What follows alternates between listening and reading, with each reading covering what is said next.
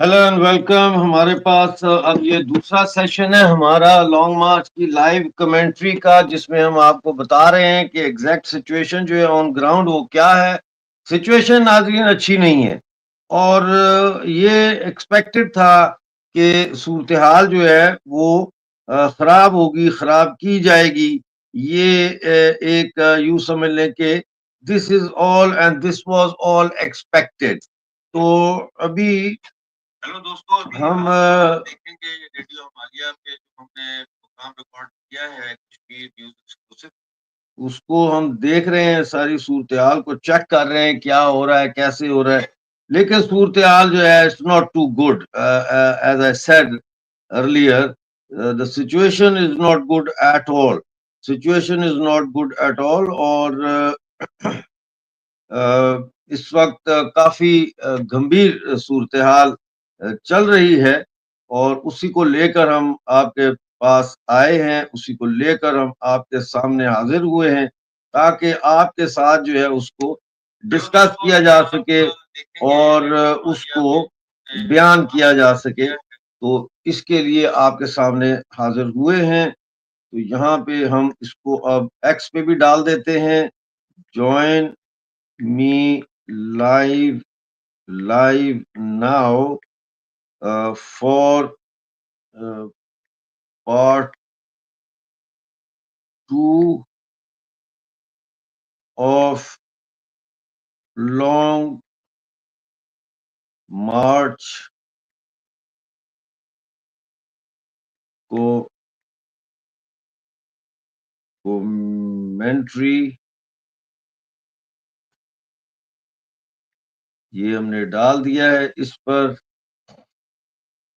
और ये इसको हम अब कर लेते हैं।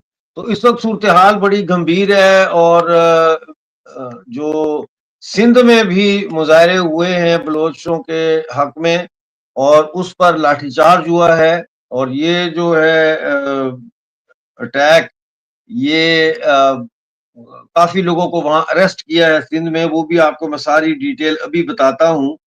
यू नो एक एक चीज जो है वो आपके साथ शेयर करने के लिए मैं बैठा हूँ यहाँ पे। तो वो अभी आपको हम बताएंगे और उसको आप दोस्तों तक जरूर पहुंचाएं। इसको जितना आगे तक जा सकता है हमारा मैसेज, इसको पहुंचाना बहुत जरूरी है, क्योंकि हम we are the only channel that is covering this live, I mean in real time.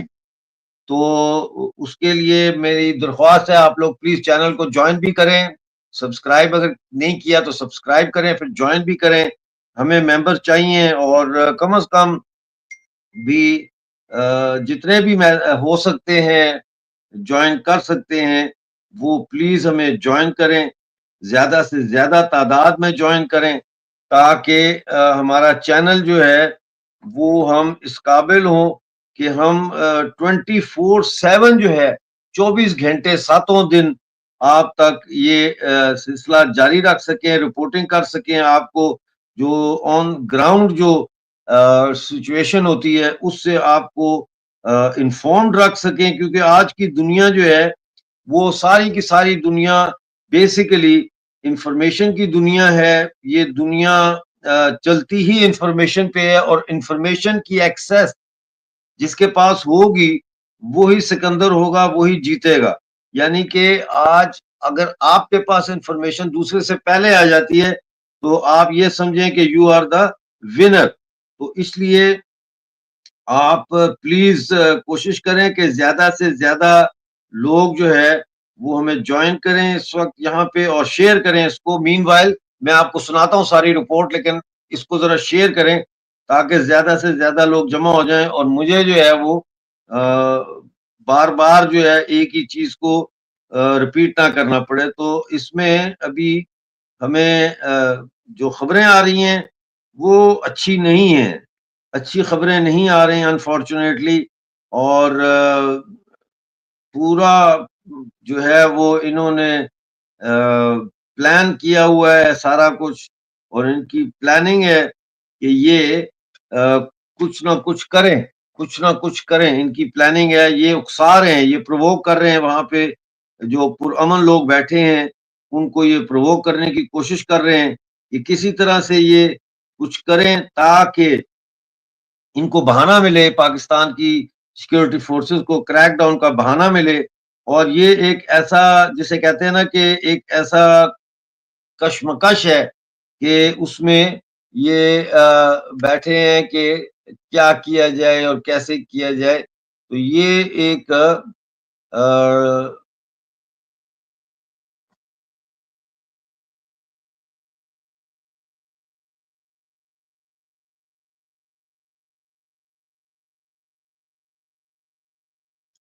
ये एक है सिलसिला। अभी मैं देखता हूँ सारा मैसेजेस भी अभी मैं देखता हूँ और आप सबको जो है वो मैं करता हूँ इस हवाले से आप टेंशन ना लें। अभी हम जो है वो ये इसको कोशिश कर रहे हैं कि ज़्यादा से ज़्यादा लोगों के साथ शेयर हो, ताकि आपको मैं लाइव जो है वो कवरेज इसकी जो मैं कर रहा हूँ, वो आप तक पहुँचे। खबरें हमारे पास मौजूद हैं, इत्तला भी है, सारा कुछ है, वो आपको अभी शेयर करते हैं आपके साथ। इस वक़्त कोशिश ये है कि जो है वो किसी भी तरीके से प्रोवोक किया जाए लोगों को और उस प्रोवोकेशन में जो है वो अ, उस प्रोवोकेशन में फिर बहाना मिल जाएगा क्रैकडाउन का और क्रैकडाउन जो है वो फिर करेंगे ये इनका प्लान ये है और उसी प्लान में जो है ये कोशिश कर रहे हैं कि कोई ऐसा तरीकाकार हो कि लॉन्ग मार्च हो। वो इस वक़्त जो है, जो लखपास का ब्रिज है, वहाँ पे बहुत बड़ी तादाद में इस वक़्त पुलिस और सिक्योरिटी फोर्सेस जो है वो जमा हो चुकी हैं और मैं आपको उस एसपी का नाम भी बताऊँगा, जिस एसपी जो एसपी लीड कर रहा है इस क्रैकडाउन को। अभी तो क्रैकडाउन नहीं हुआ लेकिन वो लीड कर रहे हैं उसको, उसका नाम भी आपके साथ मैं ज़रूर शेयर करूँगा अभी। लेकिन इस वक़्त जो है वो कोशिश मेरी ये है कि मैं इसको ज़्यादा से ज़्यादा शेयर कर सकूँ और वही मैं करने की कोशिश भी कर रहा हूँ।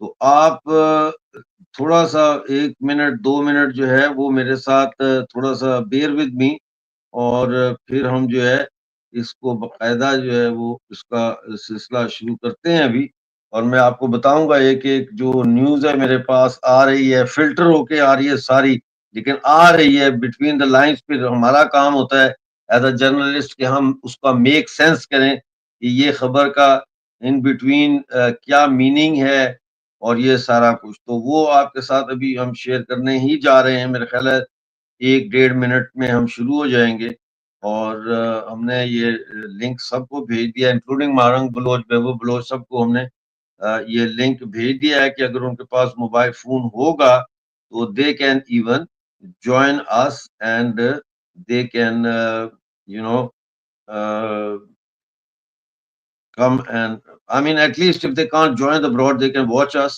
तो ये भी एक हमारी कोशिश है कि किसी न किसी तरीके से जो है ये हम इसको करें और ये यहाँ से हो गया और ये अब मैं यहाँ पे ये लतीफ़ बलोच की आई है तो इसको हम ये भेज देते हैं गुड। तो ये वीडियो आई है इसको देख रहा हूँ मैं।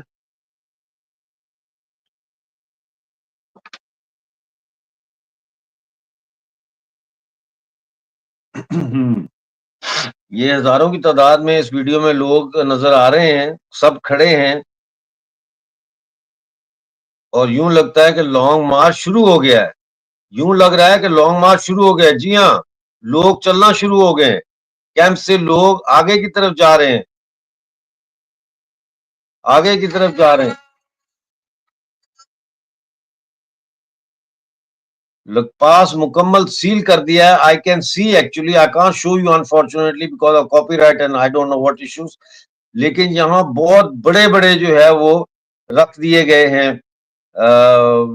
ऑब्स्ट्रक्शंस रख दी गई हैं, मिट्टी की तोदे रख दिए गए हैं और ये मैं देख रहा हूँ इस वक़्त एक स्ट्रीट है, दुकानें सारी बंद हैं यहाँ पे क्योंकि पूरे इस वक़्त गिलगित-बाल्टिस्तान में जो है वो स्ट्राइक है। तो जो अ,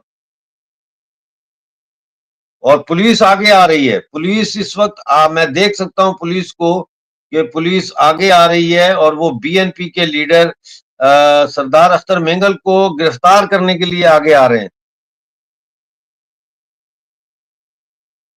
और इस वक़्त यूँ लग रहा है कि वो पूरी पुलिस रॉयट पुलिस है, पूरी फुल्ली आर्म्ड रॉयट पुलिस जो है, वो इस वक़्त वहाँ पहुँची हुई है और वो ये कर रहे हैं। तो we will actually what we are going to do is we are going back to our reporter. That is what we are going to do. We are going back to our reporter and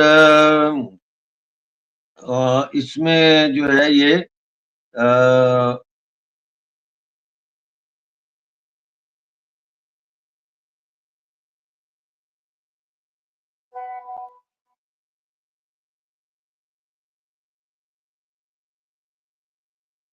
अच्छा, ये breaking news आई है कि Balochistan national party के सरबराह सरदार अख्तर जान मेंगल ने लखपास के मकाम पर जारी धरने को वक्ती तौर पर रोकने का ऐलान कर दिया है। इसके साथ उन्होंने बलूचिस्तान भर में मुकम्मल शटर डाउन और पहिया जाम हड़ताल की कॉल दी है।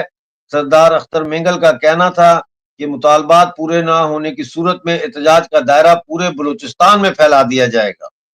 उन्होंने हुकूमत को खबरदार करते हुए कहा कि अवामी मसाइल के हल के लिए संजीदा इकदामात न किए गए तो सख्त रद्द अमल आएगा। तो उन्होंने बेसिकली वो जो पुलिस और ये कन्फ्रंटेशन करने की कोशिश कर रहे हैं, उन्होंने उसको डिफ्यूज़ करने के लिए ये कहा है कि जहाँ हम बैठे हैं अभी फ़िलहाल इधर ही बैठते हैं, आगे बढ़ने की कोशिश नहीं करते क्योंकि वो अ,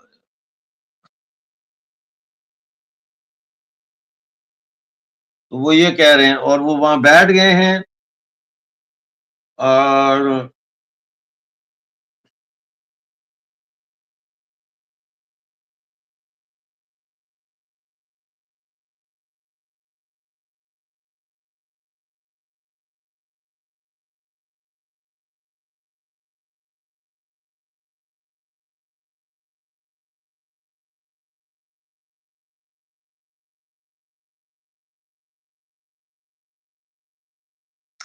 और जो बीएनपी का लॉन्ग मार्च है उसको कोटा में दाखिल होने से रोक दिया गया है।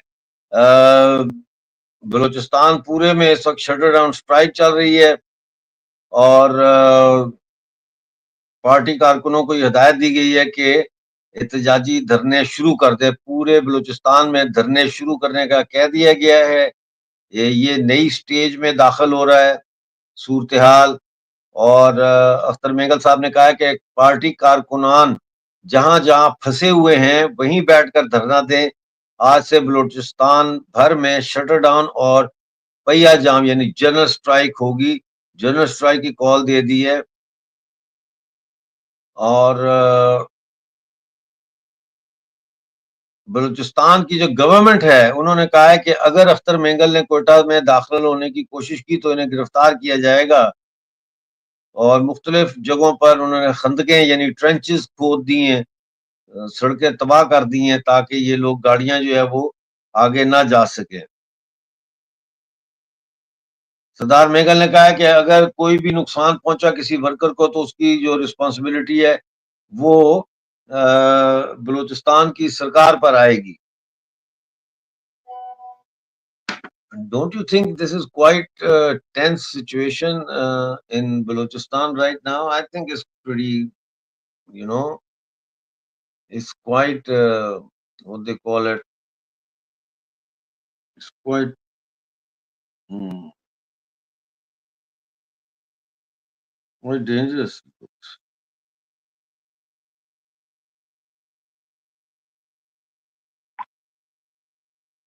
तो समरतूर साहब जो है military strategic guerrilla warfare specialist वो हमारे साथ जुड़ रहे हैं और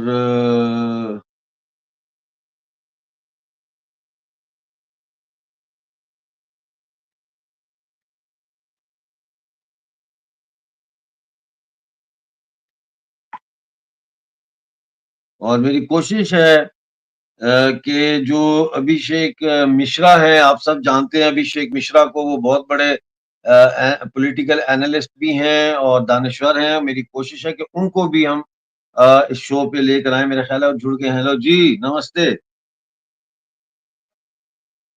अच्छा, आ जाए। तो वो आ रहे हैं, उन्होंने मुझे कहा है कि मैं अभी ज्वाइन करता हूं, तो अच्छी बात है। उनके भी हम सुनेंगे कि क्या वो उनका है। और पाकिस्तान ने यूनाइटेड नेशन से अपील कर दी है कि बीएलए मजीद ब्रिगेड को जो असला सप्लाई हो रहा है इसको रोका जाए, और इंटरनेशनल कम्युनिटी को कहा है कि आप कोऑर्डिनेटेड एक्शन लें कि मजीद ब्रिगेड और बलोच लिबरेशन आर्मी जो है इसको असला ना मिले, असला ना पहुंचे। सैयद आतिफ रजा काउंसलर हैं पाकिस्तान यूएन मिशन के, उन्होंने कहा है कि बिलियंस ऑफ डॉलर्स के जो है गैर कानूनी असला जो है वो अफगानिस्तान में जो है वो अब बीएलए के हाथ में आ रहा है, इसको रोका जाए। ये कहा है पाकिस्तान के जो रिप्रेजेंटेटिव हैं यूएन में, उन्होंने यूएन से ये अपील की है। और ये मेरे पास एक और न्यूज आ रही है, इसको भी देख लेते हैं कि ये क्या न्यूज है। ये है न्यूज किधर गई।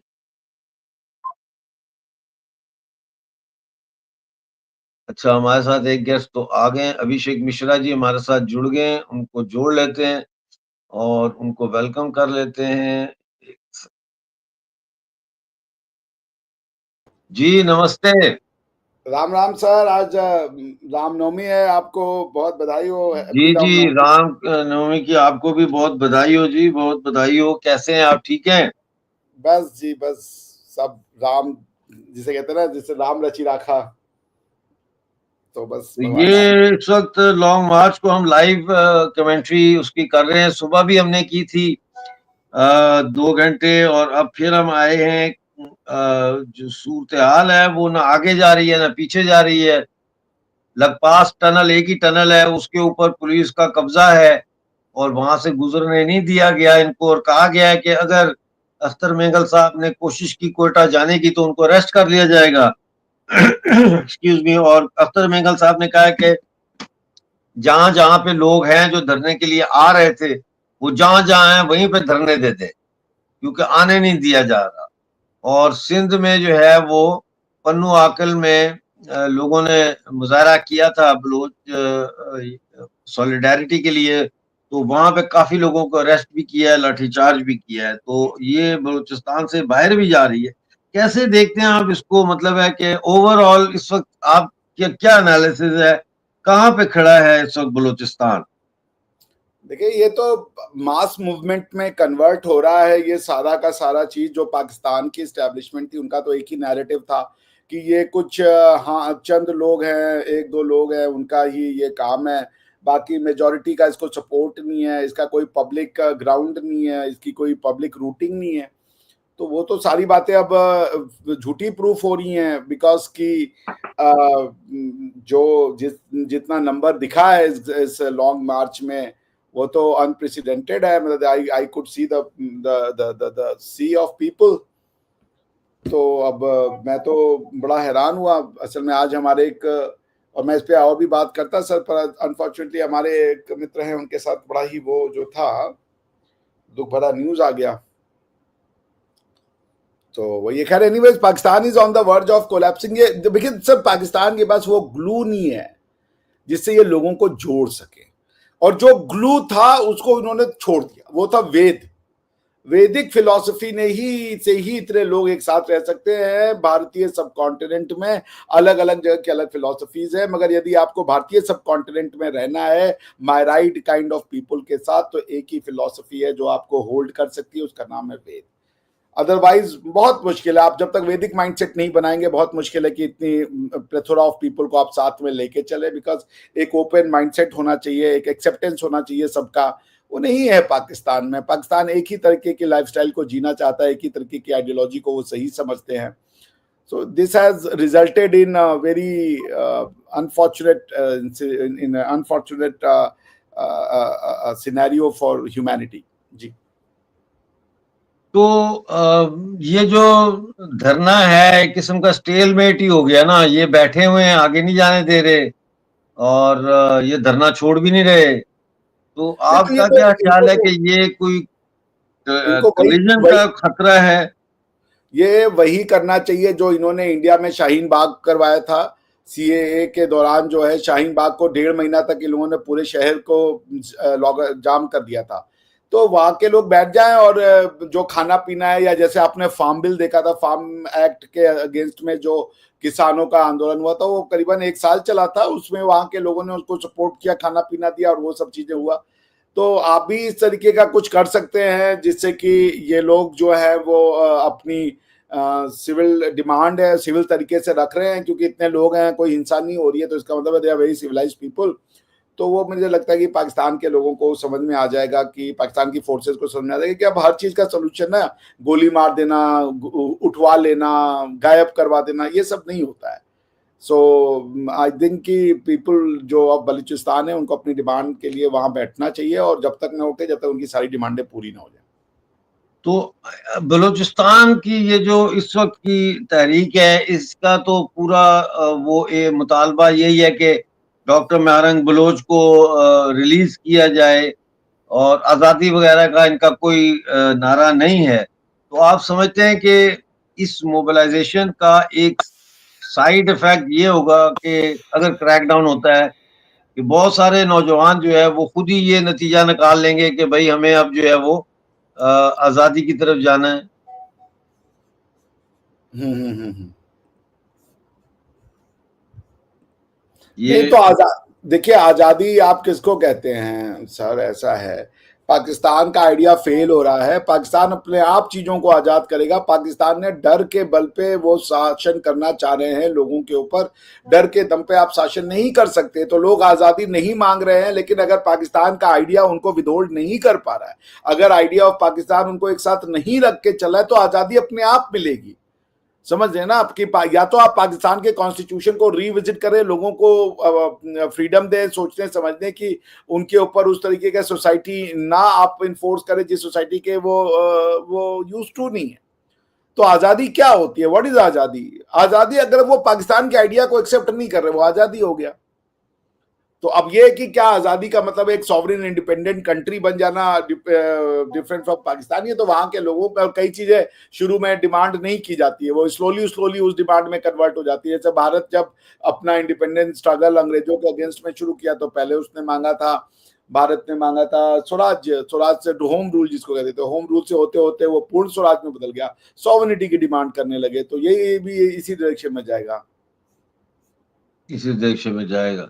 तो अगर ये बलूचिस्तान जो है ये इंडिपेंडेंट स्टेट बन जाती है, तो इसके रीजनल क्या इम्पैक्ट होगा इसका, और कैसे ये रीजन में अफेक्ट करेगी पॉलिटिक्स को? देखिए, बलूचिस्तान एक जो वो है, क्या नाम है, country, independent country would be a good news for many people, क्योंकि पाकिस्तान का जो 45% अगर ज्योग्राफी कम होता है, तो अ, तो ये तो बहुत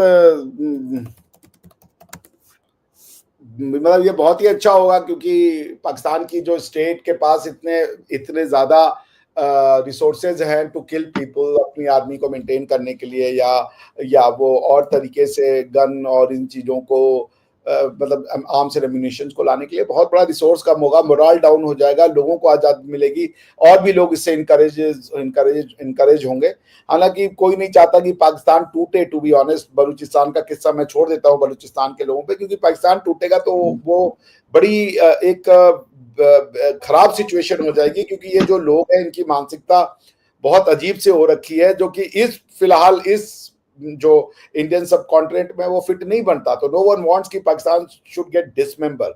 बट ये कि पाकिस्तान किस तरीके का स्टेट बनना चाहता है, सिक्योरिटी स्टेट या वेलफेयर स्टेट, ये तो वहां के लोगों को डिसाइड करना होगा। Pakistan in its present form तो वेलफेयर स्टेट तो नहीं बन पा रहा है, वो तो एक सिक्योरिटी स्टेट बन के रह चुका है, वो भी पुअर सिक्योरिटी स्टेट। वहां पे दुनिया भर के जितने भी डॉक्ट्रिनल इश्यूज हैं एक्सट्रीमिज्म के, वो खड़े हो गए। Pakistan as an idea of humanist state has failed. तो ये पाकिस्तान का एक्सपेरिमेंट तो फेल हो चुका है ना। अब बलूचिस्तान बन जाएगा तो हो सकता है वहां के लोगों को, पाकिस्तान के लोगों को सबक मिले कि भाई आप दो बार फेल हो रहे हो। 1971 में आप ऑलरेडी टूट चुके हो, फिर दोबारा टूट रहे हो। This is not a good thing. तो यही है। तो आप क्या समझते हैं कि क्योंकि ईरान में भी बलोच मौजूद हैं बड़ी तादाद में, तो ईरान के खिलाफ डोनाल्ड ट्रंप जो है वो कोशिश कर रहे हैं कि ईरान को घुटनों के बल लाया जाए। तो आप समझते हैं कि ऐसा मुमकिन है कि जो सिस्तान के और ईरान के जो बलोच हैं उनको अमेरिका सपोर्ट करना शुरू करे, क्योंकि वहां पे भी एक सेपरेटिस्ट मूवमेंट तो चल रही है। देखिए, अमेरिका कोई ऐसा काम नहीं करेगा जिससे कि इराक वाला सिचुएशन बन जाए, डिस्टेबलाइज हो जाए ये पूरा का पूरा एरिया। और चूंकि गिवन इस्लामिक जो उनका बैकग्राउंड है, तो ये फिर वो जो अगर डिस्टेबलाइजेशन आती है तो वो ब्लडी आर्म कॉन्फ्लिक्ट वाली डिस्टेबलाइजेशन होगी। ना चाइना चाहेगा, ना इंडिया चाहेगा कि अमेरिका किसी तरीके का इस तरीके का कोई कोशिश करे कि ईरान को डिसमेंबर करे या बलूचिस्तान को जोड़ करके। ऐसे तो फिर कुर्दिस्तान का तो वो सपोर्ट करते ही है ना, कुर्दों की तो आज तक डिमांड पूरी नहीं हुई। टर्की एक जो है वो एक समझ लीजिए इनफोर्स स्टेट है ना। टर्की तो वर्स देन इसराइल है, जिन्होंने कुर्दिस्तानियों का घर लेकर के बैठ गए, वो मिडिल ईस्ट में जाकर के सेंट्रल एशिया के लोग बैठे हुए। पर किसी को कुर्दों का दर्द तो समझ में नहीं आता है, सबको तो दर्द खाली फिलिस्तीनियों का समझ में आता है। तो मुझे नहीं लगता कि अमेरिका इस तरीके का कोई डिस्टेबिलिटी क्रिएट करना चाहेगा। ईरान का एक रहना बहुत जरूरी है। ईरान स्ट्रॉन्ग कंट्री है, उसका एक रहना भी चाहिए। बलूचिस्तान के लोग हैं, जैसे इंडिया के लोग तो भूटान में भी रहते हैं और नेपाल में, वो सब इंडियन ही। हमारे यहाँ नेपाली भी एक इंडियन ही है, भूटानी भी एक इंडियन ही कम्युनिटी है। क्योंकि इंडिया में जैसे तमिलियन है, तेलुगु है, बंगाली है, उड़िया है, मणिपुरी है, नागालैंडी है, मिजोरम है, असमिया है, यूपी बिहारी, उसी तरीके से एक यहाँ पे आपका नेपाली है, भूटिया है, बहुत से लोग हैं हमारे यहाँ रहते हैं, वो भी सब इंडियन ही है।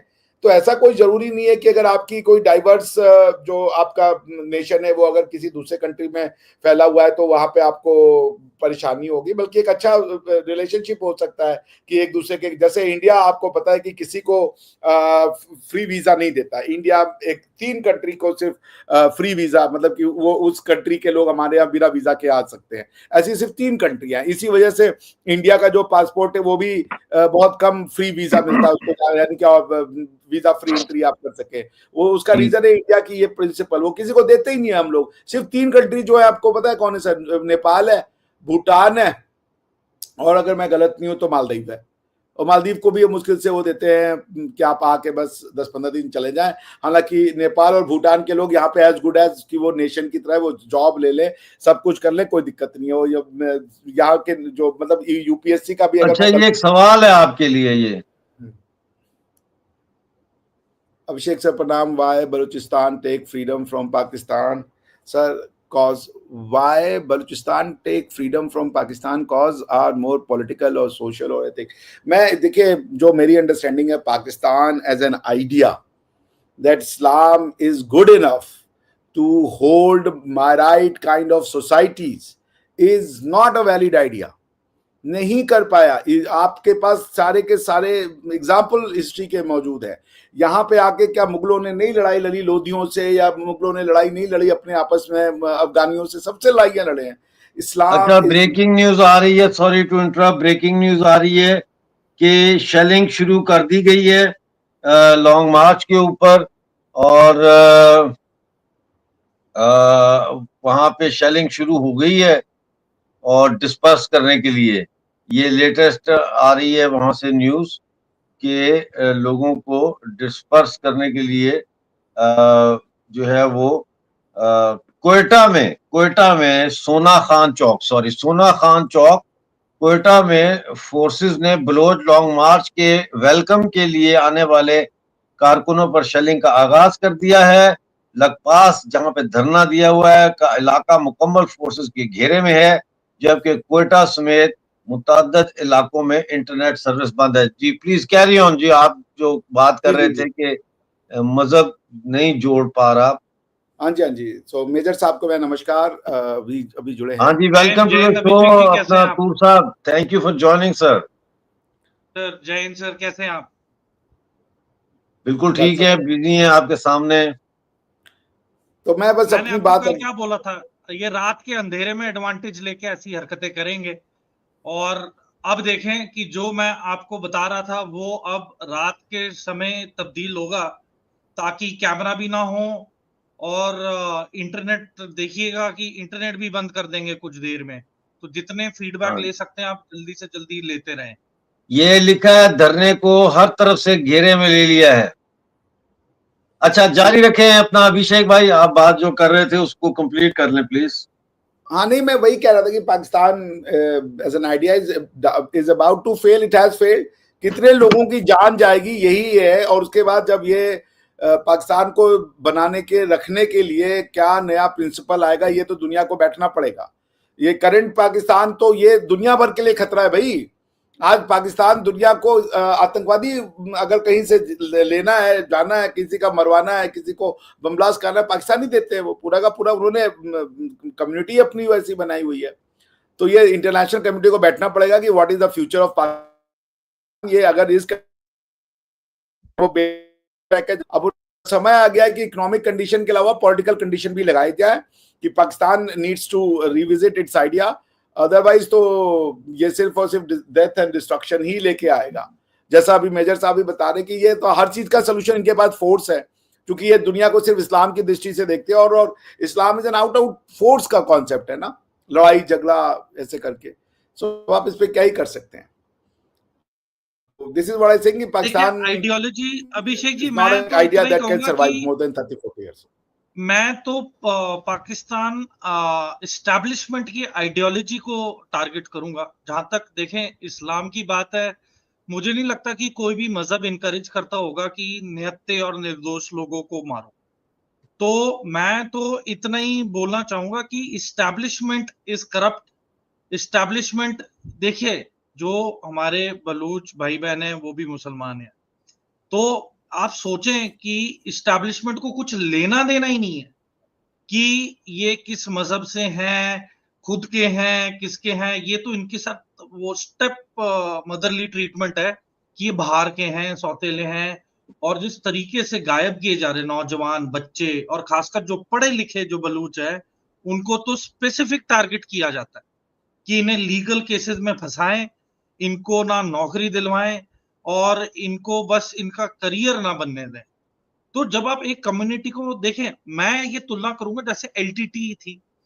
एलटीटी क्यों एग्जिस्टेंस में आई? जब श्रीलंका की गवर्नमेंट ने ओपनली, सिनेलीज लोगों ने तमिलियंस को गवर्नमेंट जॉब से मना कर दिया, सरकारी स्कूलों में दाखिला करना बंद कर दिया, हॉस्पिटल में ट्रीटमेंट्स के लिए लाइन के पीछे लगवाने लग गए। तो जब आप ओपनली फर्क करने लगते हैं ना अमंगस्ट कम्युनिटीज, फिर ऐसी मूवमेंट्स को जबरन करना पड़ता है सर्वाइवल के लिए। But LTT went a step too far. जो फिदाइन का कंसेप्ट है, मुझे लगता है एलटीटी पहले लेके आई थी, बाद में टेररिस्ट फैक्शंस ने उसे फॉलो किया। ठीक है, और मैं तो यही कहूंगा कि देखें आप जितना कोने तक धकेलेंगे, कभी ना कभी एक समय आएगा कि जनता वापस वार तो करेगी। ये मरता क्या नहीं करता। तो आज की तारीख में जो बलोच लोगों के साथ हो रहा है वो बहुत ही गलत है। एंड दूसरा, जो यूएन की जो कैपेसिटी है वो खत्म हो चुकी है। आप देखें इसराइल का देख लें। अब हम इंडिया इसराइल के सपोर्टर हैं, पर एक एथिकल लिमिट में रह के, अनएथिकल तरीके से जहां पे 1200 लोग इनके कत्ल किए गए जो नहीं होना चाहिए था, आपने लगभग 50,000 लोग मार दिए। तो एक रेशो, एक लॉजिकल रेशो होना होता है। तो जब आप इलॉजिकल रेशो को पार कर जाओ ना, फिर वो तब्दील हो जाता है जेनोसाइड के नाम पे। तो देखिए मैं इजरायलीज के साथ भी मेरे अच्छे ताल्लुकात है, पर अब मैं अपने आप को रिस्ट्रिक्ट करता हूं for supporting Israel war against civilians of Gaza. निहत्थे औरतें और बच्चों का क्या लेना देना है। बट अगेन देखें, जब तक गाजा के लोग हमास के खिलाफ आवाज नहीं उठाएंगे, all international communities will keep quiet, क्योंकि गाजा के लोगों की चुप्पी मतलब आप हमास को एक सैंक्शन दे रहे हैं, आप एक हां डिक्लेयर कर रहे हैं कि करो। तो वही है कि जहां तक बलोच लोगों का सवाल है, वो मॉरली एथिकली अपराइट है, उन्होंने कभी भी एक लाइन नहीं पार की है, they have not gone beyond the limit. पर जब आप उन्हें इतना मजबूर कर दोगे तो मजबूरन करना पड़ेगा। जो कराची स्टॉक एक्सचेंज में वारदात हुई थी, वो एक मैसेज देने के लिए हुई थी कि कोई तो हमारी बात सुने। क्योंकि आप देखें, आप सारे ह्यूमन एंगल्स के पॉइंट ऑफ व्यू से आपने सारी बातें नकार दी, आपने इनके लीडर्स को पैसे दे दिए या ब्लैकमेल कर दिया, ठीक है। वहां पे जितनी भी पुलिस चौकियां, उन्हें ऑर्डर दे दिए कि रात को 7:30 या 8 बजे के बाद कोई दिखे ना, ठीक है। कोई गलती से बलूच बंदा बेचारा जा रहा है और गलती से आई कांटेक्ट हो गया पुलिस के, उसने उसका मोबाइल जब्त कर लेना, पैसे ले लेने हैं, और उसकी उनकी मोहतरमाओं को हरास करना है, बच्चियों को हरास करना है, और नौजवान बच्चे जिनका खून गर्म है वो कुछ बोलते हैं तो रातों रात उठा लिए जाते हैं और गायब हो जाते हैं हमेशा के लिए, या 5 साल बाद कोई दिख रहा है, मिल रहा है, ठीक है, टॉर्चर किया जा रहा है। तो देखिए, ये कोई तरीका नहीं है सोसाइटी को चलाने का या उसमें रहने के लिए। और अब हालात ऐसे हैं कि the situation in Balochistan is unfit because of the Pakistan government and it's actions. कि बलूच लोगों के लिए एक मॉरल पॉइंट ऑफ व्यू से अब अनफिट हालात हो गए हैं, अनएथिकल हालात हो गए हैं, वो इन कंडीशंस में नहीं रह सकते। आप भी देखें, आपकी वाइफ है, आपके बच्चे हैं, जब आप शाम को बाहर जाते हैं, आप इसी उम्मीद के साथ जाते हैं कि माई evening should be peaceful, I should be happy with my family, ताकि मैं घर भी वापस आऊं तो मेरे ठीक है, घर फैमिली के लिए अनाज हो। बिल्कुल ठीक है। अस्पतालों में इलाज नहीं हो पा रहे हैं क्योंकि हाँ, इलेक्ट्रिसिटी। वो बिल्कुल बिल्कुल। अभिषेक कुछ कहना चाह रहे हैं जी। नहीं, देखिए, मैं मेजर साहब की बात से सहमत हूँ, बट वो लॉ एंड ऑर्डर को डिस्क्राइब कर रहे हैं। पाकिस्तान की प्रॉब्लम लॉ एंड ऑर्डर की नहीं है। कोई लॉ एंड ऑर्डर की वजह से आपसे देश तोड़ने की बात नहीं करता। मैं माइंडसेट की बात कर रहा हूँ, माइंडसेट का इशू है। पश्तून तहफ्फुज में देखिए, आप गवर्नमेंट को जो ब्लेम दे रहे हैं ना कि पश्तून तहफ्फुज मूवमेंट क्यों हो रहा है, किससे तहफ्फुज मांग रहे हैं वो। पॉइंट ये है कि आप, ये पॉलिटिकल प्रॉब्लम है, ये प्रॉब्लम थ्योरेटिकल है, ये कोई लॉ एंड ऑर्डर का प्रॉब्लम नहीं है। कि भाई देखिए, एक मनुष्य दूसरे मनुष्य के साथ हमेशा से अपनी डिस्क्रिमिनेटरी बिहेवियर रखता है, फायदा उठाने की कुछ। मेरा भाई है, वो आईएएस ऑफिसर है, उसका गोवा में ट्रांसफर होना था, वो गोवा आना चाहता, उसको भेज दिया अरुणाचल में। ये सब चीजें होती हैं समाज में। अब यूपी में होता है कि लोगों को रेप कर देते हैं, ये उसकी वजह से कोई दूसरा देश नहीं मांगने की कोशिश करता ना, पश्तून तहफ्फुज मूवमेंट नहीं खड़े हो जाते। तो पॉइंट ये जो मैं ये कह रहा था कि आपने पाकिस्तान को बनाया एक देश से तोड़ के, सिविलाइजेशनल आपने जो है चेन तोड़ दी है। अब आपको ग्लू ही नहीं मिल रहा है, लोग नहीं अपने आप को आइडेंटिफाई कर पा रहे हैं पाकिस्तान से। वो अदरवाइज इन सब चीजों की वजह से कोई नया देश नहीं मांगने की शुरुआत कर देता, कोई नया पॉलिटिकल मूवमेंट शुरू हो जाए, कोई और चीजें शुरू हो जाए, बट दे आर सेइंग कि we don't identify with the Pakistani identity. आज ही मेरी बातचीत हो रही थी कि मेरे एक मित्र हैं, वो पठान है, वो गए हुए थे वहां पे, जो ये सर्जिकल स्ट्राइक किया यहाँ पे अपने ही पश्तूनों के इलाकों में, वहां पे वो लोग सारे नाराज हैं। आप किसको मार रहे हो? पहले आपने तालिबान बनाया, आपने उनके अंदर वो सारे के सारे डॉक्ट्रिन डाले, अब आप उनको मार रहे हो उस डॉक्ट्रिन के लिए। तो डॉक्ट्रिनल इशू को डॉक्ट्रिनली ट्रीट करो ना यार, गोली बिहारी से थोड़े वो चीजें होंगी। पॉलिटिकल आप जब तक नहीं जोड़ेंगे ना मेजर साहब, तो कोई ये नहीं हुआ। These are doctrinal problem. Law and order तो हर समाज में होगा, ये सब चीजें तो हर समाज में होंगी कि कहीं ट्रीटमेंट नहीं मिल रही, कहीं कुछ नहीं मिल रहा, किसी ने थोड़ा बहुत नाराज होकर। अभिषेक जी, मेरा कहने का मतलब है कि जो मैस स्केल है, ये तो हम फिर भी कुछ पॉइंट आउट कर रहे हैं। आप बताओ, कोई मीडिया प्रेजेंस है ही नहीं बलूचिस्तान में, तो इनके बारे में कौन पॉइंट आउट करेगा, कौन बताएगा? नहीं, वो तो देखिए, मैं कह रहा हूँ इंटरनेशनल मीडिया प्रेजेंस हो सकती थी, वो भी नहीं है। या आज की डेट में और भी, भाई मैं वही कह रहा हूँ कि और भी चीजें प्रॉब्लम हो सकती है। पॉइंट है कि no one is interested in Balochistan. उसका रीजन ये है कि क्या बलूचिस्तान एक लॉ एंड ऑर्डर का प्रॉब्लम है मेजर साहब, या बलूचिस्तान प्रॉब्लम है एक ऐसे कंट्री का कि क्या ये साथ रह सकती है, जैसे इजिप्ट और वो सीरिया साथ में आ गए थे, नहीं रह पाए, अलग कर दिया गया। जी बोले। अभिषेक जी, जब अब जैसे पंजाब है, मैं पंजाब से हूं, ठीक है, अब कोई मेरी स्टेट में आके मेरी रॉ मटेरियल और रिसोर्सेज की प्लंडरिंग करने लग जाए, कोई यूपी से बड़ा कारोबारी आ गया पंजाब, ठीक है, उसने ठान ली कि भाई मेरा लेबर फोर्स भी यूपी की ही होगी, मैं पंजाब से किसी को नहीं लेने वाला हूं, और जितनी भी यहाँ पे रॉ मटेरियल्स हैं वो यहाँ से उठा के बाहर भेज रहे हैं, तो एक टाइम आएगा जब लोकल रिसोर्सेज, लोकल पॉपुलेशन बोलेगी भाई ना तुमने हमें नौकरी दी, ना तुमने यहाँ पे एरिया की डेवलपमेंट कराई, आपने सिर्फ एक्सप्लॉइट किया, रिसोर्सेज यहाँ से ये तो बाहर गए। फीलिंग ठीक नहीं है। मैं आपको बताऊं मेजर साहब, ये बात जो आप कह रहे हैं, बंगाल में गवर्नमेंट ऑफ इंडिया ने 1967 में कोल माइन एक्ट लाया और उसके बाद जितने कोल माइंस थे उनका नेशनलाइजेशन कर दिया। जब गवर्नमेंट ऑफ इंडिया जाके एम्प्लॉय करती है, वो तो बंगाली और ये नॉन बंगाली नहीं देखती हो, तो गवर्नमेंट ऑफ इंडिया के एम्प्लॉयज भेज देती है वहां पे। तो जैसे अब आप आर्मी के हैं, आप अगर किसी एरिया में जा रहे हैं तो ये एरिया, उस एरिया में थोड़ा ये देख के भेजा जाता है कि मणिपुर में कोई प्रॉब्लम है तो मणिपुरी ही जाए वहां पे। समझ नहीं रहे हो, even if you declare that area जिसके नहीं, पास आप मेरी बात नहीं समझ रहे। मैं आपसे ये कह रहा हूँ कि ये जो फीलिंग ऑफ वननेस है पंजाब में, अगर कोई यूपी वाला जा करके, अगर पंजाब यूपी को अपना पार्ट नहीं समझ रहा है, कि भाई जैसे मेरे घर के बगल में कोई सरदार जी रहते हो, मेरे जैसे गुरुद्वारा है, अब मैं यदि गुरुद्वारे को अपनी आइडेंटिटी का पार्ट नहीं मानता हूं, मैं कहता हूं कि यहाँ पे जो आ रहे वो हमारे लोग नहीं है, तो अब ये फीलिंग आएगी तेरा मेरा की।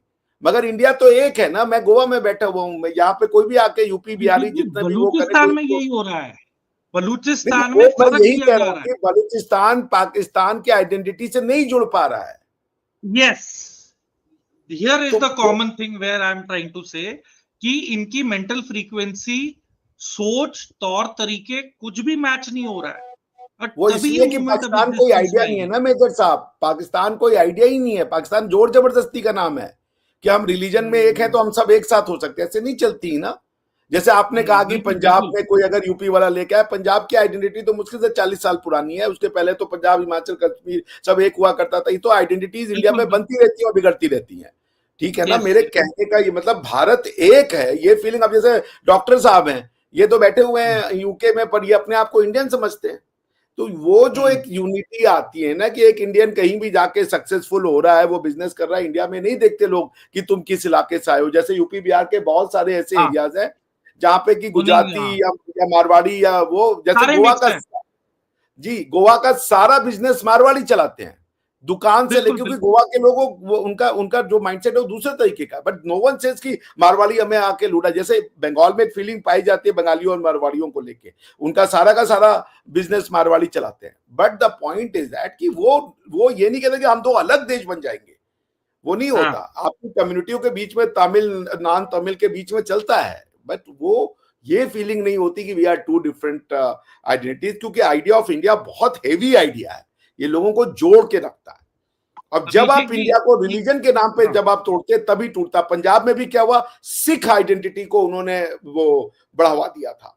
अगर वो आप पंजाबी आइडेंटिटी को बढ़ावा देंगे तो आप बताइए हरियाणवी कौन है? हरियाणवी पंजाबी नहीं है। चंडीगढ़ किसका है? पंजाब का है कि हरियाणा का है? हिमाचली क्या पंजाबी नहीं? हिमाचली का सारा हिमाचल का लोगों का खाना पीना गाना देखिए, it is not a religious divide. हम इंडिया की बात बात कर रहे हैं, मैं वही कह रहा हूं, आप दोनों बात सही कर रहे हैं अपने अपने अंदाज से, लेकिन हमने ये देखा है पाकिस्तान में, और चूंकि ये इशू पाकिस्तान से डायरेक्टली रिलेटेड है कि पाकिस्तान के अंदर जो है वो पाकिस्तानियत या पाकिस्तानी नेशनलिज्म जो है उसको कैसे किया जाए, प्लांट किया जाए या उसको इवॉल्व किया जाए, क्योंकि इनकी जो कलेक्टिव मेमोरी होती है ना, वो भी एक नेशनल आइडेंटिटी का एक ग्लू बन सकती है। अब मसला ये है कि इनकी जो कलेक्टिव मेमोरी है वो बड़ी नेगेटिव है और बड़ी शर्मनाक है। यानी पहले तो कलेक्टिव मेमोरी क्या है इन लोगों की, कि इन्होंने अपने ही देश में गद्दारी की, इन्होंने अपने ही देश को तोड़ा, इन्होंने अपने ही देश में कम्युनलिज्म की बुनियाद पे जो है वो अलग देश की मांग की, तो ये एक नेगेटिव कॉनोटेशन आ गई। उसके बाद जितनी जंगें इंडिया के साथ लड़ी हैं वो सारी हारे हैं ये। तो वो भी कलेक्टिव मेमोरी जो है वो एक शेमफुल मेमोरी है। फिर बांग्लादेश अलहदा हो गया, वो मेमोरी जो है वो मेमोरी नहीं है बल्कि ट्रॉमा है साला। तो इसलिए ये फिर जब ऐसी कलेक्टिव मेमोरी कहीं से नहीं मिल रही, तो अभिषेक जी जो कह रहे हैं कि ऊपर से फिर ये इस्लाम के जरिए कोशिश करते हैं उसको ग्लू करने की। और एक सवाल भी इनसे किया गया था, अभी किसी ने किया कि एथनिक या वो दूसरी जो है कौन सी इंपॉर्टेंट है। मैं ये समझता हूं कि ये इतिहास ने साबित किया है कि एथनिक आइडेंटिटी जो है, जो एक लिंग्विस्टिक आपको एक बॉडी में जो नो रखती है, या एक टेरिटोरियल सोशल ऑर्डर, बाउंड्री, एक हाँ, सोशल ऑर्डर बना सकते वो सबसे ज्यादा पावरफुल है, हैं। सबसे ज्यादा पावरफुल मैंने जो ये जो देखा है। और यही मैं समझता हूँ कि वजह है कि पाकिस्तान जो है वो चूंकि ये एड्रेस नहीं कर सके इस चीज को कि कैसे हमने इस इशू को टैकल करना है, क्योंकि पाकिस्तान इज अ कसीरुल कौमी यानी मल्टी नेशनल स्टेट है। एक से ज्यादा नेशंस इसमें मौजूद है जिनकी अपनी अपनी कल्चरल और पॉलिटिकल और लिटरेरी हेरिटेज है। तो इनको बजाय, मेरा ये ख्याल है कि इनको चाहिए ये था शुरू से कि ये बजाय फेडरेशन बनाने के ये कन्फेडरेशन बनाते। ये जो सूबे हैं इनको फुल ऑटोनॉमी देके एक लूज किस्म की कन्फेडरेशन बनाते जिसमें फाइनेंस, फॉरेन अफेयर्स और डिफेंस जो है वो सेंटर के पास होता, बाकी टैक्सेशन और ये और वो और एजुकेशन ये सारा डिवॉल्व करते थे। जी अभिषेक भाई, आप कुछ कहना चाह रहे हैं? तो देखिए, जो जब आपने भारत को तोड़ा, भारत है क्या? भारत तो यही है ना, क्लैडियोस्कोप ऑफ मेनी कल्चर। जो वो या आइडिया उनको जोड़ के रखता है कि भारत की जो आइडिया, जैसे अमेरिका का एक कंट्रास्ट कंपैरिजन हो सकता है। पाकिस्तान की दिक्कत यह है कि पाकिस्तान एज एन आइडिया बनने के लिए इनका यह था कि हमें कौन बनाना है, पाकिस्तानी कौम, और उस कौम के बनने के लिए इन कौमों को ये नस्लकुशी करने पे आ गए। बलूच होना इन्होंने जो है वो बता दिया ये घटिया चीज है। कोई अगर पश्तो बोल रहा है तो वो घटिया है, कोई अगर बलोच बोल रहा है तो वो घटिया, उर्दू को बोलो। ये जो जब इन्होंने जो जो सब नेशनैलिटीज थी उनको दबाने का काम किया, उनको कुचलने का काम किया कि सब पाकिस्तानी बन जाओ, सब उर्दू बोलने लग जाओ, ये लोगों के अंदर ना एलियनेशन का काम करने लगा। जो लोग रिलीजन के नाम पे पास आने को तैयार हुए थे, फिर उन्होंने कहा ना, ये आप हमारी आइडेंटिटीज नहीं हमसे छीन सकते। तो फिर पश्तून तहफ्फुज मूवमेंट, तो फिर बीएलए, और फिर अभी आप देखिए सिंधी में भी ये सब चीजें शुरू होंगी। क्योंकि जब तक आप पाकिस्तान एक ऐसा आइडिया बनाते हैं कि पाकिस्तान, जैसे कि आर्टिकल 1 कॉन्स्टिट्यूशन ऑफ इंडिया कहता है कि India that is Bharat shall be the union of state. तो जब आप यूनियन ऑफ स्टेट कहते हैं तो आप उसमें कई तरह के कल्चर के ग्रुप को इंडिया कह रहे हो। इंडिया यूनियन ऑफ स्टेट की वजह से बना है, और इसे मैं उतना डीप कॉन्स्टिट्यूशनल फिलॉसफी में नहीं जाना चाहता, वो पाकिस्तान नहीं कर पाया। इन्होंने पाकिस्तान एक कौम बनाने के लिए इन्होंने एग्जिस्टिंग कौमों को बर्बाद करना, दबाना, उनको कुचलना शुरू किया। That's where they got it all wrong. वो पाकिस्तान ही नहीं समझ पाए। अच्छा, ब्रेकिंग न्यूज आ रही है कि जो बलूचिस्तान नेशनल आर्मी है ब्रास, उनके जो फाइटर्स हैं उन्होंने ग्वादर में, कुलवा में और तुर्बत में पाकिस्तानी फौज पे शदीद हमले किए और भारी नुकसान उनको पहुंचाया है। ये भी ब्रेकिंग न्यूज एक और आ गई है कि उन्होंने हमले शुरू कर दिए हैं और शदीद नुकसान पहुंचाया है। कहाँ किए हमले? ये हमले किए कुलवा, ग्वादर और तुर्बत में ये हमले किए। और उधर नाजरीन मैं आपको बताता चलूं कि ऑलरेडी जो लॉन्ग मार्च का धरना है लखपास में, उसको चारों तरफ से घेरा हुआ है। कोशिश इनकी ये है कि प्रोवोक करें ये उस धरने को कि धरना आगे बढ़े अपने स्टबर्ननेस में या जिद में, और फिर ये क्रैक डाउन करें और अख्तर मेगल साहब को गिरफ्तार करें।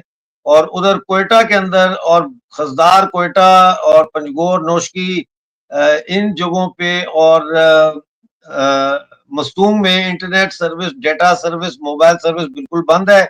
और इसके साथ साथ तमाम जो शाहराहें हैं वो भी बंद कर दी गई हैं। और जो काफिले आ रहे थे अगर कहीं से, तो उनको उन्होंने आगे बढ़ने से रोक दिया, बल्कि न सिर्फ रोका, उनको वापस जाने के लिए मजबूर किया।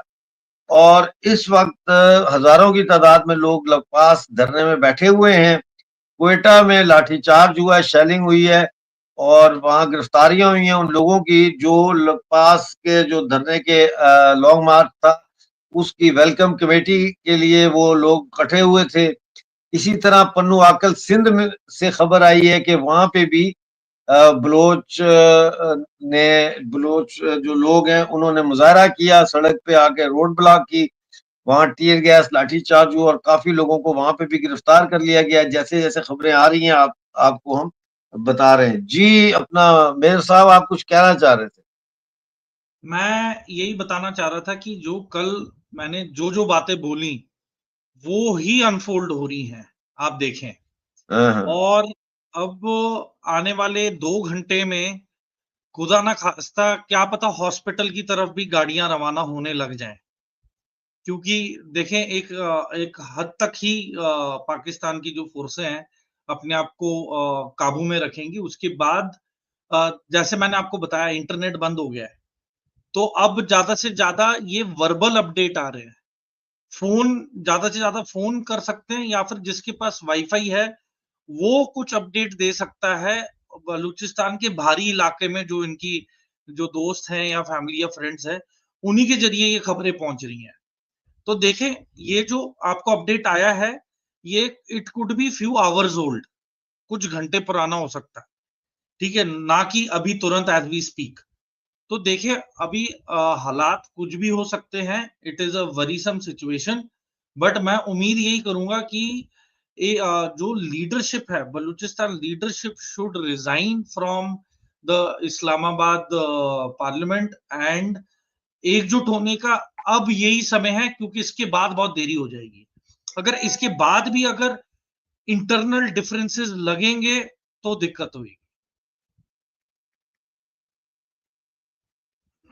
अमजद जी, जी। बाकी जो दर्शकों के कमेंट्स भी हम पढ़ रहे हैं, तो जैसे देखें ये एंटी मैसेज एक मैंने आपको भेजा है, व्हाट्सएप किया, देखें जरा। हाँ जी हाँ जी।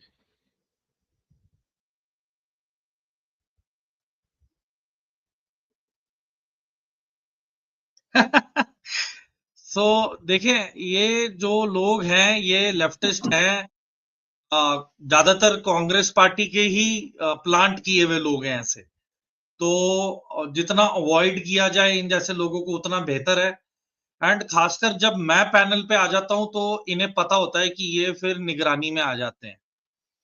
एंड फिर जब मेरी निगरानी में आ जाते हैं तो अमजद जी आपको पता ही है फिर हम कैसे, है ना, ठीक है। हाल चाल कैसे अच्छा, पूछा जाता है। हाँ नहीं वो सही है। अच्छा अभी जो है ये पंजाबी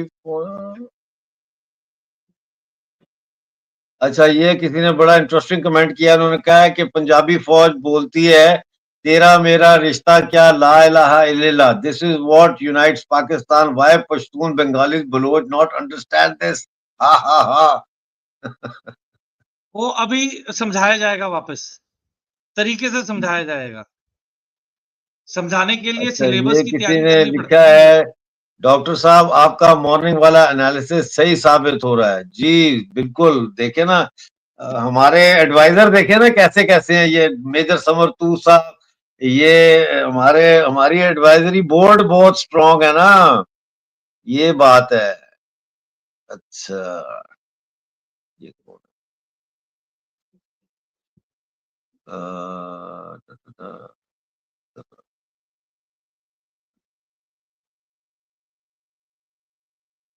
अब जैसे ये उमर करके है, ये नेगेटिव एलिमेंट है जो कमेंट हाँ कर वो रहा मैं है। देख रहा हूँ, छोड़े पर उसको, ये मुझे तो कई बार अच्छा लगता है, कई बार ऐसे जब लोग पश्तून भी तड़पते हुए दिखते हैं ना पाकिस्तान, मुझे, तो पाकिस्तान इन्होंने भी हमारा मैसेज पाकिस्तान ज्यादा नहीं पहुंचाना है, ज्यादा है। फैलाना है लोगों के सामने। हम्म। तो कहते हैं ना कि 10 जनों की टुकड़ी में से एक को जिंदा रखो ताकि वो आपका प्रोपोगंडा मशीनरी को चलाए।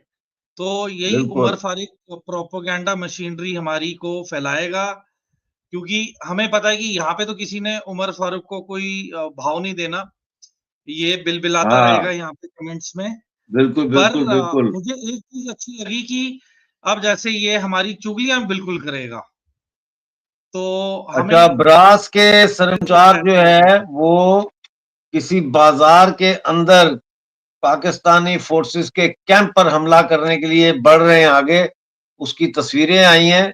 ये मेरे ख्याल है नासराबाद में पाकिस्तानी फौजी कैंप पर जो है वो अटैक होने जा रहा है। तो मैं यही कह रहा था कि ये अगर इस वक्त इनका आपस में कोऑर्डिनेशन होना बड़ा जरूरी है इन सब का, ताकि इसको कामयाब किया जा सके।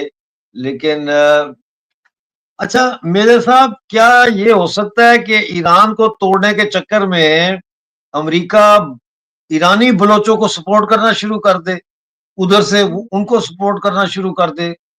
अमजद जी देखिए, ईरान इंडिया का एक किस्म से एलाई रहा है और है, तो इंडिया जरूर इंटेलिजेंस एजेंसीज के जरिए ईरान को बिल्कुल अपडेट तो दे ही रहा होगा टाइम टू टाइम।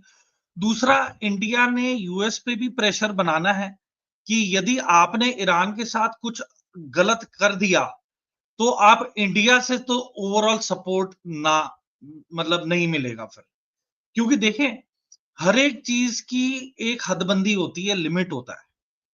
तो जैसे मैं अब पहले भी बोल रहा हूं कि हिंदुस्तान ऐसा मुल्क है जहां पे हर एक मजहब के लोग हैं। तो अब देखें इसराइल का भी देखें कि हमारा बहुत ही क्लोज एलाई है, पर अब धीरे धीरे सपोर्ट कम होता जा रहा है पब्लिक का, क्योंकि हम अपने आप को गाजा के लोगों में डाल के देख रहे हैं। तो ये नाजायज है, जिस तरीके से कारपेट बॉम्बिंग चल रही है सिविल इलाकों में, वो गलत है। और अब जब तक गाजा के लोग हमास के खिलाफ आवाज ना उठाएं, मतलब उन्होंने अपनी एक हाँ या मंजूरी दी हुई है हमास को कि हम तुम्हारे खिलाफ कुछ बोल नहीं रहे, तो जो चल रहा है चलने दो, ये गलत हो रहा है।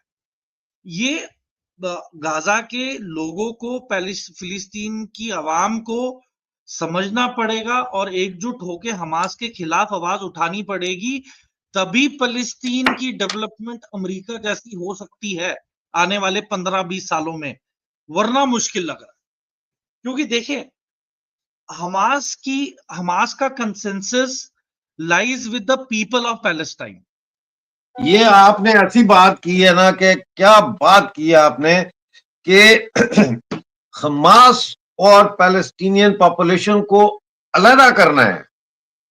बिल्कुल, यहां पे भी वही करना है। ये जो बलूचिस्तान में जो हमारे बलूची भाई बहन हैं, ये पहले से अलग हुए हुए हैं। तो जो अभिषेक जी रेटोरिक चल रहे हैं कि नहीं पाकिस्तान में तो ये माइंडसेट है, वो माइंडसेट है, भाई माइंडसेट में खराबी है तभी तो ये नौबत आई हुई है। ठीक है, तो पीपल लाइक अभिषेक, मैं तो पॉइंट आउट करता हूं, मैं तो मुंह पे ही बोलता हूं कि इन लोगों ने टेररिज्म एक्टिविटीज को एक धंधा या बिजनेस बना दिया है कि चलने दो। तो वहां पे थप्पड़ खाते रहते हैं और ये हल्दी और घी का लेप कटोरी में मिला के लेप लगाते रहते हैं कि कोई बात नहीं, कोई बात नहीं, तुम 4 और थप्पड़ खा लो, लेप हमारा तैयार है। उससे बात नहीं बनती है। आपको कॉल आउट करना है कि ये ये सीखे क्वेश्चन कि आया आपके लिए, क्वेश्चन आपके लिए। Baloch don't use FPV drone RCIED instead of kamikaze humans, use kamikaze drone and do force multiplication। देखें आपका सवाल बहुत अच्छा है वैल्यू पिलग्रिम जो आपने पूछा है, पर देखें एफपीवी की हदबंदियां होती हैं। पहली चीज तो फाइबर ऑप्टिक जो ड्रोन्स हैं अब वो वापस ट्रैक हो सकते हैं, क्योंकि जो फाइबर ऑप्टिक केबल है उसमें हीट सिग्नेचर होता है। तो यदि आपने इंफ्रारेड या थर्मल कैमरा से अगर आपने देखा, तो जो फाइबर ऑप्टिक केबल कनेक्टेड है एफपीवी से, वो डायरेक्ट आपके सोर्स तक जाती है। तो सोर्स को चेक करने के लिए वो 5 किलोमीटर या 10 किलोमीटर तक ज्यादा से ज्यादा होती है जो फाइबर ऑप्टिक केबल है।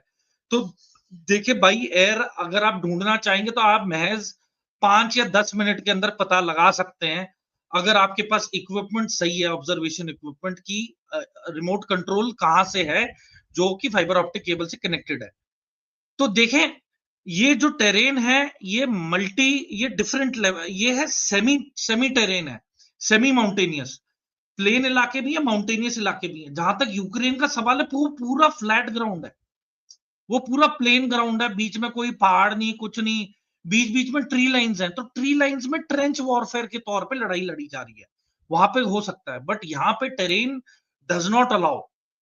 तो एफपीवी ड्रोन अगर यूज भी करेंगे तो उन्हें ऐसे इलाकों में करना है जो आइसोलेटेड है, और ऐसी जगह पे जहां पे उनकी खुद की लोकेशन खतरे में ना पड़े।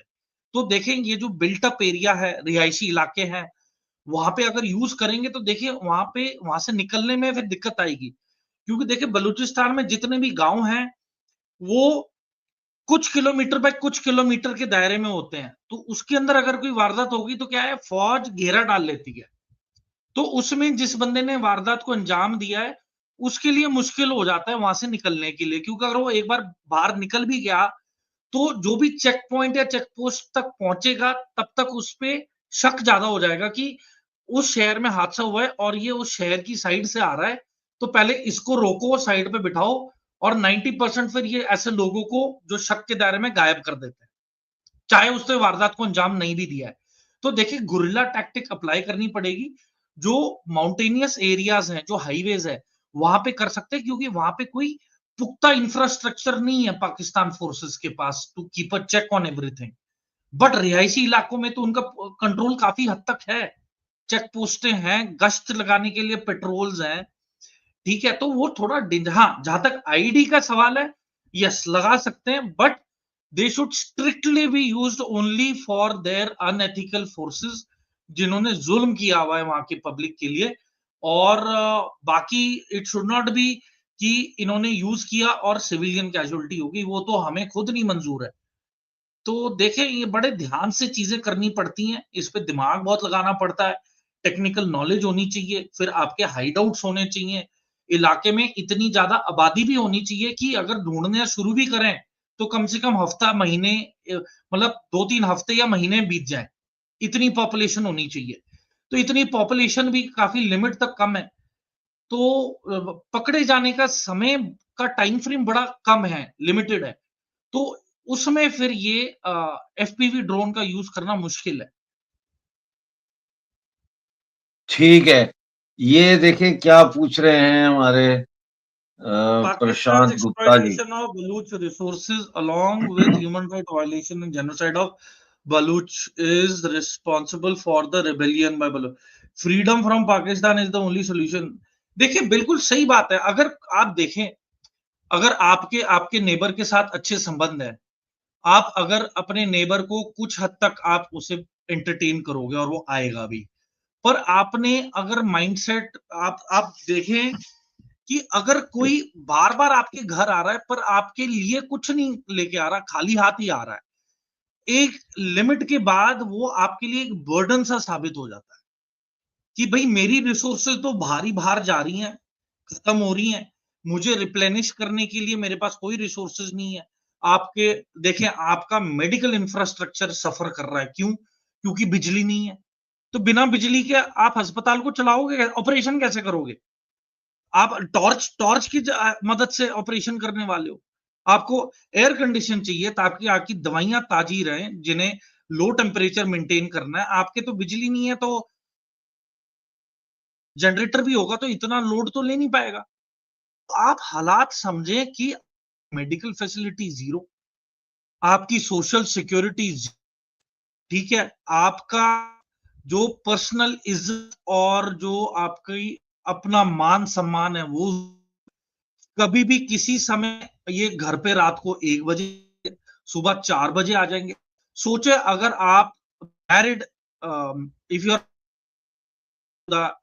इंसान है, आपकी मोहतरमा को सुबह 4 बजे अलग किसी कमरे में बंद करके रखा है, आपके बच्चों को किसी और अलग कमरे के अंदर रखा हुआ है, आपको थप्पड़ मारे जा रहे हैं, आपको लाठियां बरसाई जा रही हैं, आपसे गलत कन्फेशन करवाने के लिए प्रेशर डलवाया जा रहा है, तो देखिए ये सारी चीजें गलत है।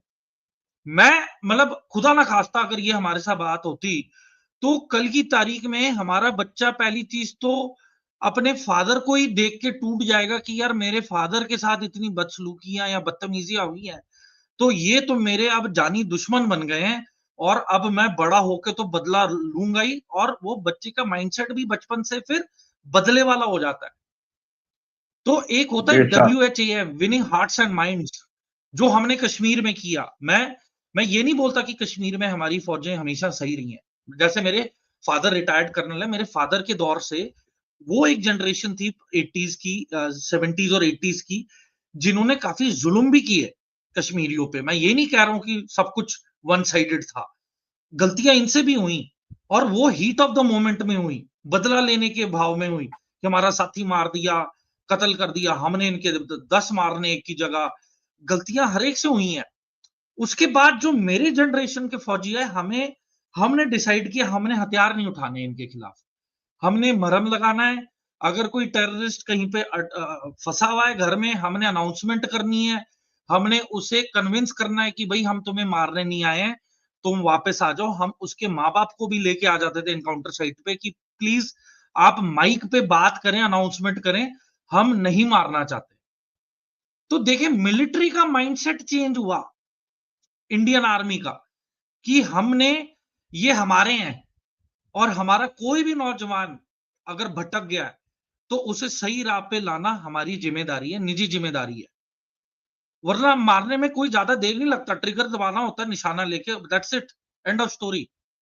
पर आप सोचें कि कितनी दहशत में उसके पेरेंट्स होंगे मिलिटेंट के, है ना, कि हमारे बच्चे को गलत राह दिखा दी, हथियार पकड़ा दिया, एंड कोई ब्रेड, मतलब ब्रेड कमाने वाला, रोटी कमाने वाला और कोई है ही नहीं घर में, और जो कमाने वाले की उम्र थी उसको ये पाकिस्तान ISI ने हथियार थमा दिए हाथ में।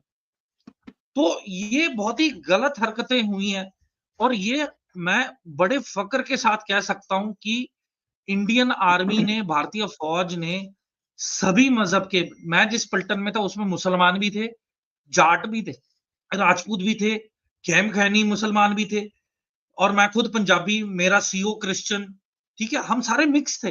और हम सब ने ठान ली थी कि कोई आपसी मतभेद नहीं होगा, ये सब अपने हैं और हमने इन्हें बचाना है, गोली नहीं चलाएगा कोई। हम आखिरी दम तक गोली नहीं चलाते थे, जब तक वो नौजवान कहता था कि नहीं मैंने मरना ही मरना है। वो अनाउंस करते थे कि मैं फिदाइन हूं, मैं मरूंगा ही मरूंगा, आप अपना वक्त जाहिर ना करें। तब भी हम उसके माँ बाप को लेके आते थे एनकाउंटर साइट पे, उनकी माओ को कहते थे कि अपने बेटे से बात तो कर लो, हमें कोई शौक नहीं है गोली चलाने का। और काफी केसेस हुए जिसमें माँ बाप ने बात की और फिर ये नौजवानों ने हथियार डाले एनकाउंटर साइट पे, सरेंडर किया।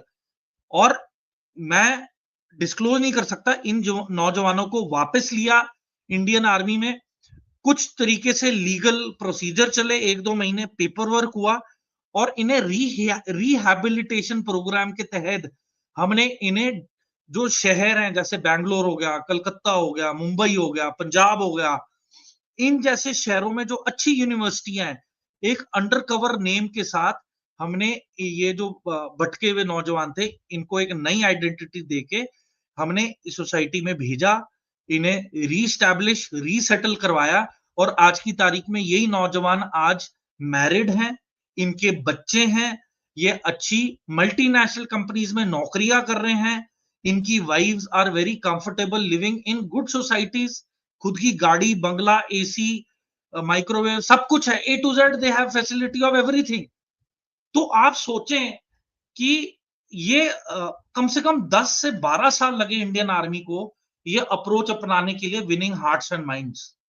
और ये जनरल अता हुसनैन की मेहरबानी है। अगेन अच्छा। General Muslim, but very well respected by all religions in the Indian army. तो आप देखें कि सोच ज्यादा क्रिटिकल है, यहां मजहब की लड़ाई नहीं हो रही है, यहां सोच की लड़ाई चल रही है। अब जो लेफ्टिस्ट थे वो ये आर्ग्यूमेंट छोड़ के चले गए, क्योंकि उन्हें पता है कि मेजर टूर जो बात कर रहा है वो बैलेंस्ड है, वो पब्लिक और जनता के हित में है। बिकॉज कोई भी अपनी निजी जिंदगी में ये नहीं चाहेगा, हाउ एम आई कंसर्न कि देश के टुकड़े हो जाए जब तक मेरे घर पे, मेरे घर के हालात अनसेफ है। मैं तो नहीं, खुद वो अलग खाना होना खाने चाहूंगा, मैं गए, तो छोड़ के जाना चाहूंगा देश को। वो खाना खाने गए, उनका मैसेज आया था कि मैं खाना खाने जा रहा हूँ। नहीं, तो मैं वही बता रहा हूं इनको कि जो भी माइंडसेट है, आपने खुद को उस जगह डाल के देखना है। कि बलूचिस्तान में आज जो नौजवान है कितनी दहशत में है, उसको रात को ये नहीं पता कि रात को 11 बजे अगर कोई उसके दरवाजे पे खटखटा रहा है, क्या वो अगला दिन देख पाएगा अपने परिवार को? और अगर उसे गायब कर दिया गया, तो उसका कोई अता नहीं पता नहीं, उसके परिवार की रोटी कैसे चलेगी, है ना? वहाँ पे उसकी मोहतरमा को तो कोई जॉब तो दे नहीं रहा है, नौकरी तो दे नहीं रहा है, तो फिर करेंगे क्या? तो देखिए ओवरऑल सोशल स्ट्रक्चर में तब्दीली करनी जरूरी थी। अब बहुत लेट हो गया है। अब आपने इतना एक्सप्लॉइट कर दिया, इतने रेप हो चुके हैं औरतों के, बच्चियों के, कि अब चाके भी आप मेंटल डैमेज, देखिए मेंटल डैमेज को रिपेयर करना इज इरिवर्सिबल। कहते हैं ना slip of tongue you can never recover. आपने चलो फिजिकली थप्पड़ मार दिया, कुछ कर दिया, कुछ लिमिट तक ठीक है, देयर इज डैमेज, बट आप उसे रिकवर कर सकते हो। कैसे? आप वापस सॉरी बोल सकते हो, आप पब्लिकली अपोलोजाइज कर सकते हो, आप उसके लिए अच्छा एनवायरनमेंट क्रिएट कर सकते हो, उसे जॉब्स दिलवा सकते हो, उसकी फैमिली मेंबर को जॉब्स दिलवा सकते हो। एक एक तरीका होता है। पर अगर आपने उनके जो इज्जत होती है, लेडी इज्जत होती है घर की, आपने उसी के साथ ही खिलवाड़ कर दिया, तो उस घर में नौजवान या छोटी बच्चियां वो तो हथियार ही उठाएंगे ना। आगे और क्या रास्ता, क्या बताया आप बताएं। तो ये मजबूरी से हो रहा है। बलूच लोगों ने किसी लग्जरियस एनवायरनमेंट या मूड चेंज हो गया कि चलो पाकिस्तान के रुख के खिलाफ हो जाते हैं क्योंकि हमें बहुत पैसे मिल रहे हैं, फायदा हो रहा है, ऐसा कुछ नहीं है। ये एक ग्राउंड रियलिटी प्रॉब्लम है आज की तारीख में। मुझे पता नहीं कि कल मेरे फैमिली मेंबर की बुखार से डेथ हो जाए आज के जमाने में, कितनी शर्म की बात है। वहां पे बलूचियों का यही हाल है, बलूच के लोगों का यही हाल है कि अस्पताल, मेडिकल फैसिलिटी नहीं है। लाइन में लगता है, कहते हैं बाद में आओ। पहले जो उनके खुद के जो ऑफिशियल्स हैं उनको देखा जाता है। इनके आधे टाइम तो ऑफिशियल डॉक्टर ही नहीं आते ड्यूटी पे, और जासूसियां इतनी होती हैं, ठीक है, हरासमेंट इतनी होती है, गाड़ियां पंचर कर दी जो इन लोगों के खुद के घरों के बाहर हैं, ठीक है, टायर निकाल के ले गए, ठीक है, और फिर आप बिजली बंद कर देते हो अलग अलग टाइम पे, स्कूल तो है ही नहीं। तो आप देखिए ये एथनिक क्लेंजिंग कहते हैं इसको। जब आपने एक ब्लूप्रिंट बना लिया, जैसे हिटलर ने एक ब्लूप्रिंट बनाया था कि जी एक्सक्यूज मी। पहले आप जूइश बच्चों को साइड करो, पहले इनका फ्यूचर खत्म करो, उसके बाद जो पुरानी जनरेशन है उसको आप इम्प्रिजन करो और धीरे धीरे उनको भी खत्म करते हो। मुद्दा क्या था? हिटलर ने बोला था to pick up all the Jewish females, क्योंकि they are the ones who will reproduce the future generations. उसने बंदों पे फोकस इतना नहीं किया। उन्होंने कहा इनका मेन जो जनरेशन जो फॉरवर्ड करने वाले हैं उस एलिमेंट को उठाओ। तो 90% females were picked up, young children were picked up who were girls. Priority ये थी कि पहले गर्ल्स और औरतें उठाई जाए, और आज बलूचिस्तान में भी बिल्कुल यही चल रहा है। अच्छा, एक क्वेश्चन आपके लिए आया है, ये जरा देख लीजिए इसको। हाँ जी। Why aren't Baloch using something as simple as that? देखें, पहली चीज तो आप टेरेन देखें बलूचिस्तान का। जो बलूचिस्तान का टेरेन है बहुत ही आइसोलेटेड पॉकेट्स हैं। क्यों? क्योंकि वहां पे कभी भी पाकिस्तान सरकार ने मन में ये कभी सोचा ही नहीं कि हमने यहाँ पे इनके गांव, विलेज टू विलेज कनेक्टिविटी करनी है। आज की तारीख में भी काफी गांव है जहां पे सड़कें ही नहीं है, कच्ची सड़कें हैं। और बरसात अगर होती भी है, हालांकि बरसात होती नहीं है, पर यदि बरसात हो जाए तो गाड़ी नहीं जा सकती उस रास्ते से, इतना कीचड़ हो जाता है। और जब मतलब सूखा तो पड़ता ही है। पानी की कितनी प्रॉब्लम है। एक समय था जब इंडिया में इतना बड़ा इशू हो गया था कि औरतें 10-10 किलोमीटर दूर कुएं तक जाती हैं, मटके लेके, बाल्टियां लेके, ताकि एक बाल्टी पानी है, एक मटका पानी घर पे लेके आए। आज की तारीख में बलूचिस्तान के कुओं के अंदर सीमेंट डाल दिया गया है, सीमेंट की बोरियां डाल दी गई हैं। इनके अनाज को कलेक्टिवली विलेज टू विलेज इकट्ठा करके केरोसिन डाल के जला दिया जाता है कि भाई ये एक्स्ट्रा अनाज है, ये क्यों रखा हुआ है? ये आपने इसलिए रखा है ताकि आप बीएलए, बीएलएफ और बीआरएस को दोगे तो ये आते हैं, अनाज लेते हैं, इकट्ठा करते हैं, गांव में जला देते हैं, और हर एक घर में एक लिमिटेड राशन ही अलाउ करते हैं कि इससे ज्यादा आप राशन रख ही नहीं सकते हो। तो देखें ये गलत चीजें है ना। बेचारा आम बलूच इंसान जाएगा कहां, करेगा क्या, खाएगा क्या, खिलाएगा क्या। तो ये बातें बाहर आनी जरूरी हैं। ठीक है, कोई सरकारी इंफ्रास्ट्रक्चर नहीं है सिवाय पुलिस चौकियों और फौजी डिप्लॉयमेंट्स के। तो पुलिस चौकी और फौजी डिप्लॉयमेंट आपको नौकरियां दिलवाएंगे।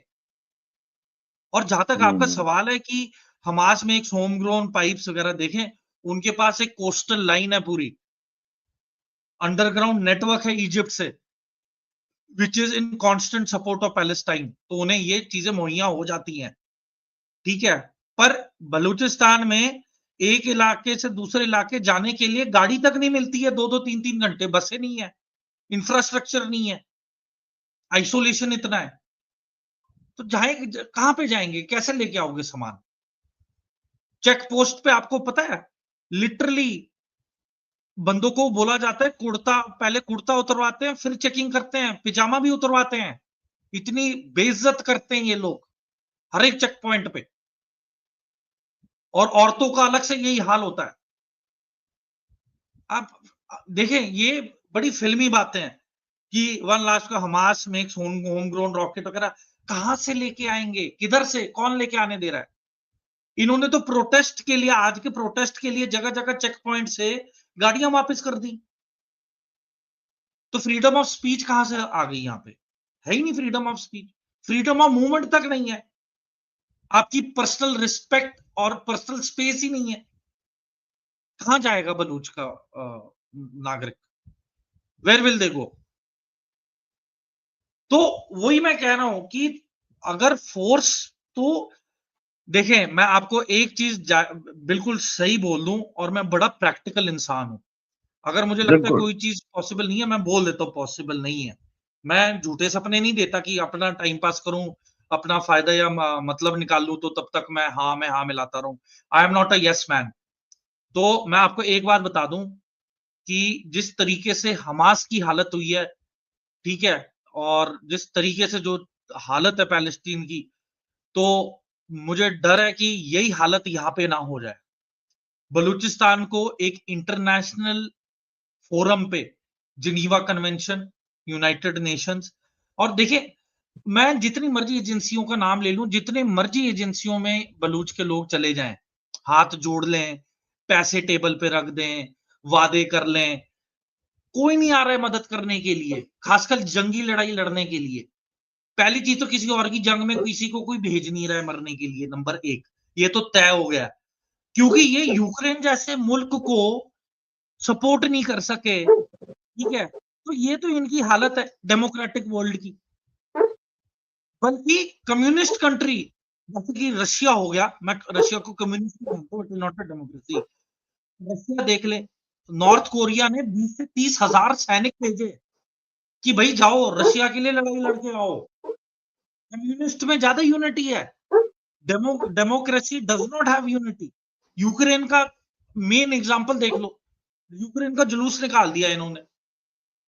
और अमेरिका जिसे हमें लग रहा था कि यार वर्ल्ड पावर है, कंसिडरेट है, मतलब मदद करेगी, है ना, और इज्जत बरकरार रखेगी यूक्रेन की, उसी ने ही बोल दिया कि भैया अपने रेयर एलिमेंट हमें दो, जितना हमने तुम्हें पैसा दिया है। तो देखिए ये दुनिया बहुत मतलबी है। अभी यूएस ने जिस तरीके से टैरिफ लगाए हैं, क्यों, उसने अपना जो 20 साल अफगानिस्तान में इन्होंने इन्वेस्ट किया, उसका जो नुकसान उठाया है इन्होंने, ये अब बाकी दुनिया से बराबर करेंगे पेमेंट करवा के।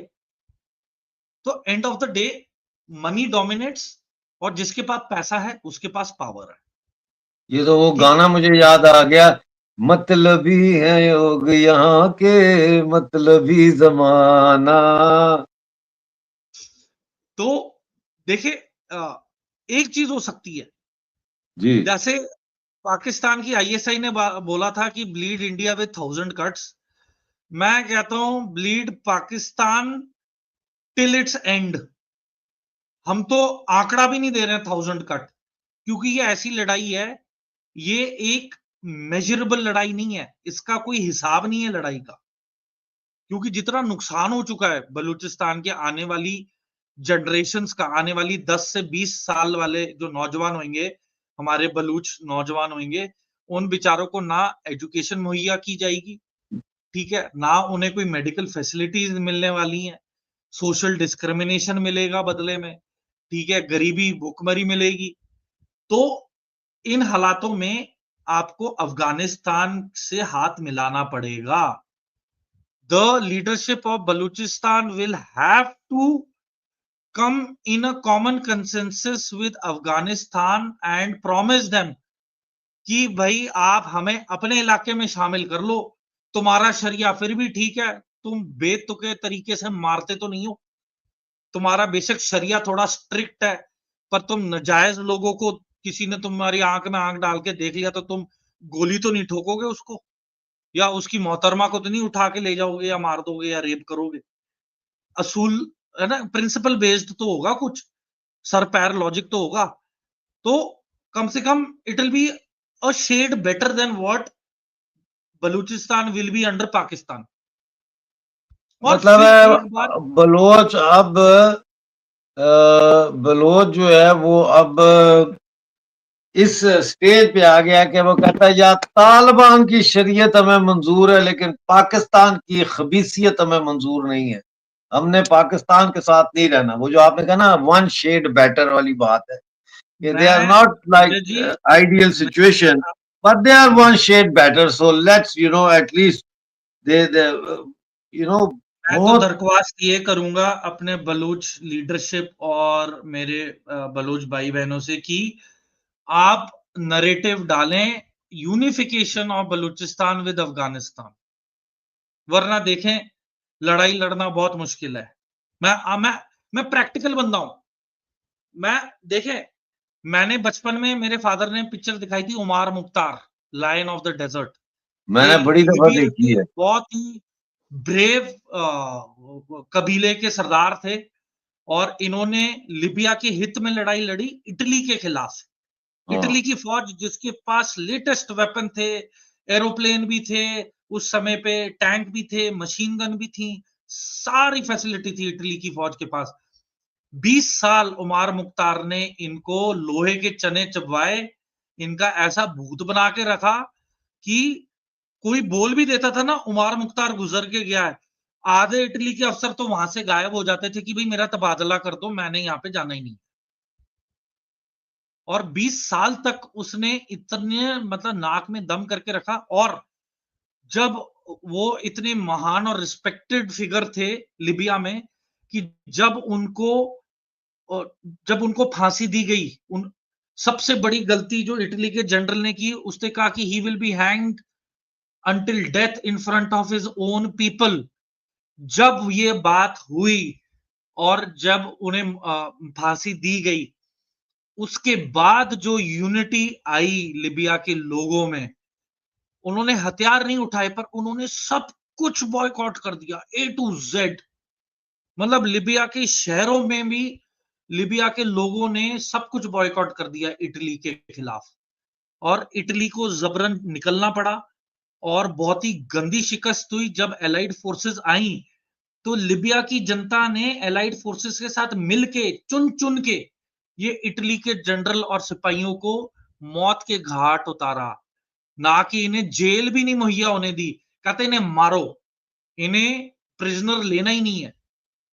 तो आप देखें, ये ऐसी लड़ाई है जिसे बहुत कंसिस्टेंसी चाहिए, ठीक है, रेगुलर फंडिंग चाहिए, और ये तभी होगा जब बलूच डिमांड करेगा कि इन्हें अफगानिस्तान के साथ शामिल कर दिया जाए। और लेकिन जहां तक बलोच इंडिया के का सवाल है, अफगानिस्तान के साथ बलोच क्यों शामिल होगा? वो अपनी आजादी की लड़ाई लड़ रहे हैं। वो मुझे नहीं समझ आता कि ये वो मानेंगे इस बात पे या वो इस तरफ जाएंगे। वो तो they are fighting for the freedom of their land. देखिए दे मैं तो एक ही चीज कंसिडर कहूंगा कि जो देमसेल्व्स पश्तून और इंडिपेंडेंट पठान पीपल। हैं, जो पश्तून और पठान भाई हैं, वो नाइंसाफी के खिलाफ, जब जब सोसाइटी में नाइंसाफी बढ़ जाती है, जब बेगैरती बढ़ जाती है, तब पश्तून और जो हमारे अफगान भाई हैं तब वो भी हथियार उठाते हैं। और मुझे पूरा यकीन है कि जिस तरीके से हालात हैं बलूचिस्तान के, हमारे अफगानी भाई हथियार उठाएंगे और पाकिस्तान के खिलाफ तो वो लड़ ही रहे हैं बाकी फ्रंट पे, और इस फ्रंट पे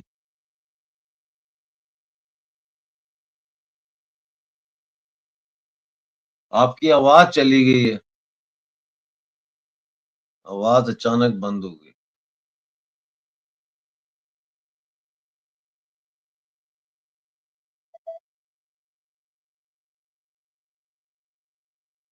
आवाज नहीं आ रही, आप नहीं आ रही, लॉग आउट करके लॉग बैक, अब आ रही है, अब नहीं, आ रही। वो आगे आगे, हाँ हाँ। तो देखिए, अब जैसे कोई बोल रहा है sorry sir you are unaware of the situation and movement of Balochis, ये है बीर बागर बलोच। तो बीर बागर जी, मैं कहता हूं कि आप मुझे क्रिटिसाइज करने से अच्छा, या ये बताने से कि मुझे इंफॉर्मेशन कम है, मैं चाहता हूं कि आप कमेंट में लोगों को अवेयर करवाएं। आप अपनी बात रखें कमेंट्स में, ताकि जो भी आपकी यूजफुल इनपुट है उसको हम भी पढ़ के दर्शकों को बताएं, क्योंकि आप सब हमारे हमारे परिवार से हैं, आप हमारे बलोच परिवार से हैं, आप हमारी फ्रीडम स्ट्रगल के परिवार से हैं। तो यहाँ पे मैं कहूंगा कि अब वो समय चला गया है जब हमें आपसी रंजिशें या एक दूसरे को करेक्ट करना या नीचे दिखाने से अच्छा है कि हम अब एक दूसरे का हाथ पकड़े, एक दूसरे को सही बयानबाजी के लिए मोटिवेट करें और हाथ में हाथ डाल के आगे बढ़े इस मोमेंट को लेके।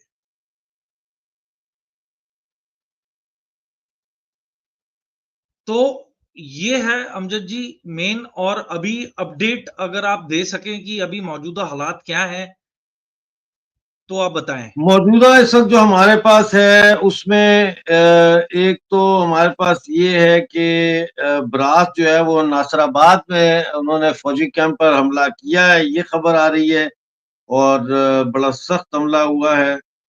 और ये है हमारे पास खबर। इसके अलावा हमारे पास इस वक्त कोई और खबर नहीं है, क्योंकि नेट बंद है वहां पे, और वहां से अब खबर का आना जो है वो मुहाल है। हाँ जी। तो देखिए सर, अभी अस्पतालों के आसपास हलचल ना बढ़े तो अच्छा है। यदि अस्पताल में भी अगर ये लेके आएंगे कैजुअल्टियों को, तो आप तय मन से ये तो यकीन कर लें कि ये कैजुअल्टीज को तुरंत गायब कर दिया जाएगा, या फिर इन्हें मीडिया से दूर रखने के लिए आइसोलेट कर दिया जाएगा, या फिर इन्हें कहीं दूर दराज जेलों में डाल दिया जाएगा। और देखें, ये पाकिस्तान की हमेशा स्ट्रैटेजी रही है। अब जैसे 1971 में हमारे 53 प्रिजनर ऑफ वॉर थे, जो कि अफसर ही अफसर थे, मेरी पलटन के भी अफसर थे, मेजर जेएस मलिक, जो 1971 की लड़ाई में घासला टॉप से उन्हें मतलब प्रिजनर ऑफ वॉर लेके ले गए थे वहां से। तो देखें, ये फिर पाकिस्तान क्या करती है सरकार, जितने भी गल्फ में इनकी फ्रेंडली गल्फ कंट्रीज हैं, उनमें ये क्या करते हैं, ये वाले प्रिजनर्स को वहां पे उनकी जेलों में डाल देते हैं, और अलग अलग नाम के साथ अलग अलग क्राइम्स इन पे डाल के इन्हें कह देते कि आप ये लेबर को रखें। क्योंकि क्या है, गल्फ कंट्री में लेबर्स को ये जो क्रिमिनल्स हैं उन्हें एक लेबर के तौर से भी इनसे काम कराया जाता है। इन्हें सिर्फ जेलों में नहीं रखा जाता फुल टाइम, इनकी हथकड़ियां लगा के इन्हें लेबरियस जॉब्स के लिए अलग अलग लोकेशंस पे लेके जाते हैं और इनसे लेबर का काम करवाते हैं फॉर इंफ्रास्ट्रक्चर डेवलपमेंट। तो ये एक किस्म से एक एडिशनल मैन पावर है फ्री ऑफ कॉस्ट, जो कि पाकिस्तान प्रोवाइड कर देता कि आप इन्हें रखो ले जाओ, पर ये बंदा रिहा नहीं होना चाहिए, शर्त ये होती है। तो देखिए, ध्यान बड़ा रखना पड़ेगा इन सब चीजों को लेकर। यू सही है। आर अच्छा, मुजीब बलोच ने भी कुछ अच्छा कुछ लिखा है, ये जिससे आप मुझे देख, बड़ी मैं हंसी इधर आई ले थी। आता हूँ इसको, आपने देखा नहीं है?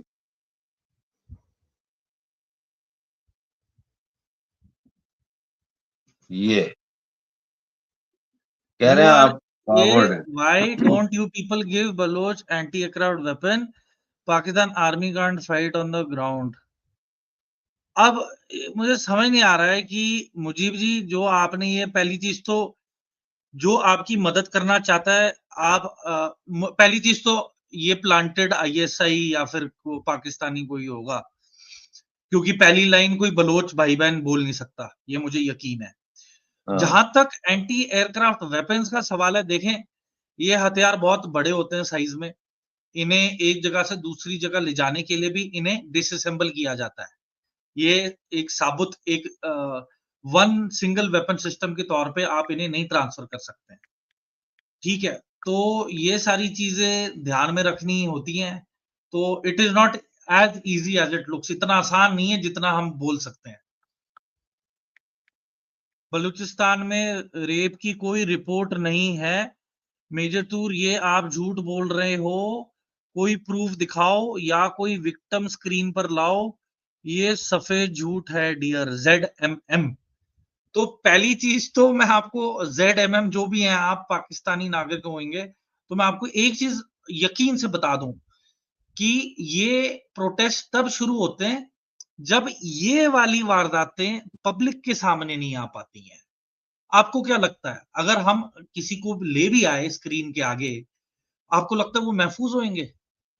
वहां पे पाकिस्तान की सरकार और अवाम खुले हाथों से स्वागत करेगी कि हाँ हाँ आइए, आप अपनी वारदात बताइए, हम वैसे भी माइनॉरिटीज को तो पाकिस्तान में मार ही रहे हैं, आपको एक अलग से हम स्पेशल स्टेज प्रदान करेंगे जिसमें आप अपनी बात आगे रखें। क्यों भाई? तो कोई स्पेशल ट्रीटमेंट तो किसी को मिल नहीं रही है, सबके साथ ही ये हो रहा है। All minorities in Pakistan are facing this. और जहां तक आप प्रूफ और स्टेटिस्टिकल डेटा की बात कर रहे हैं, आप जितने भी इंटरनेशनल ऑर्गेनाइजेशन हैं स्टडी से रिलेटेड, आप उसमें टाइप करें द कंडीशन ऑफ माइनॉरिटीज, या फिर आप मतलब चैट जीपीटी पे जाएं और सिंपल टाइप करें atrocities on minorities in Pakistan with statistical data और क्वेश्चन मार्क डाल के एंटर का बटन दबाएं।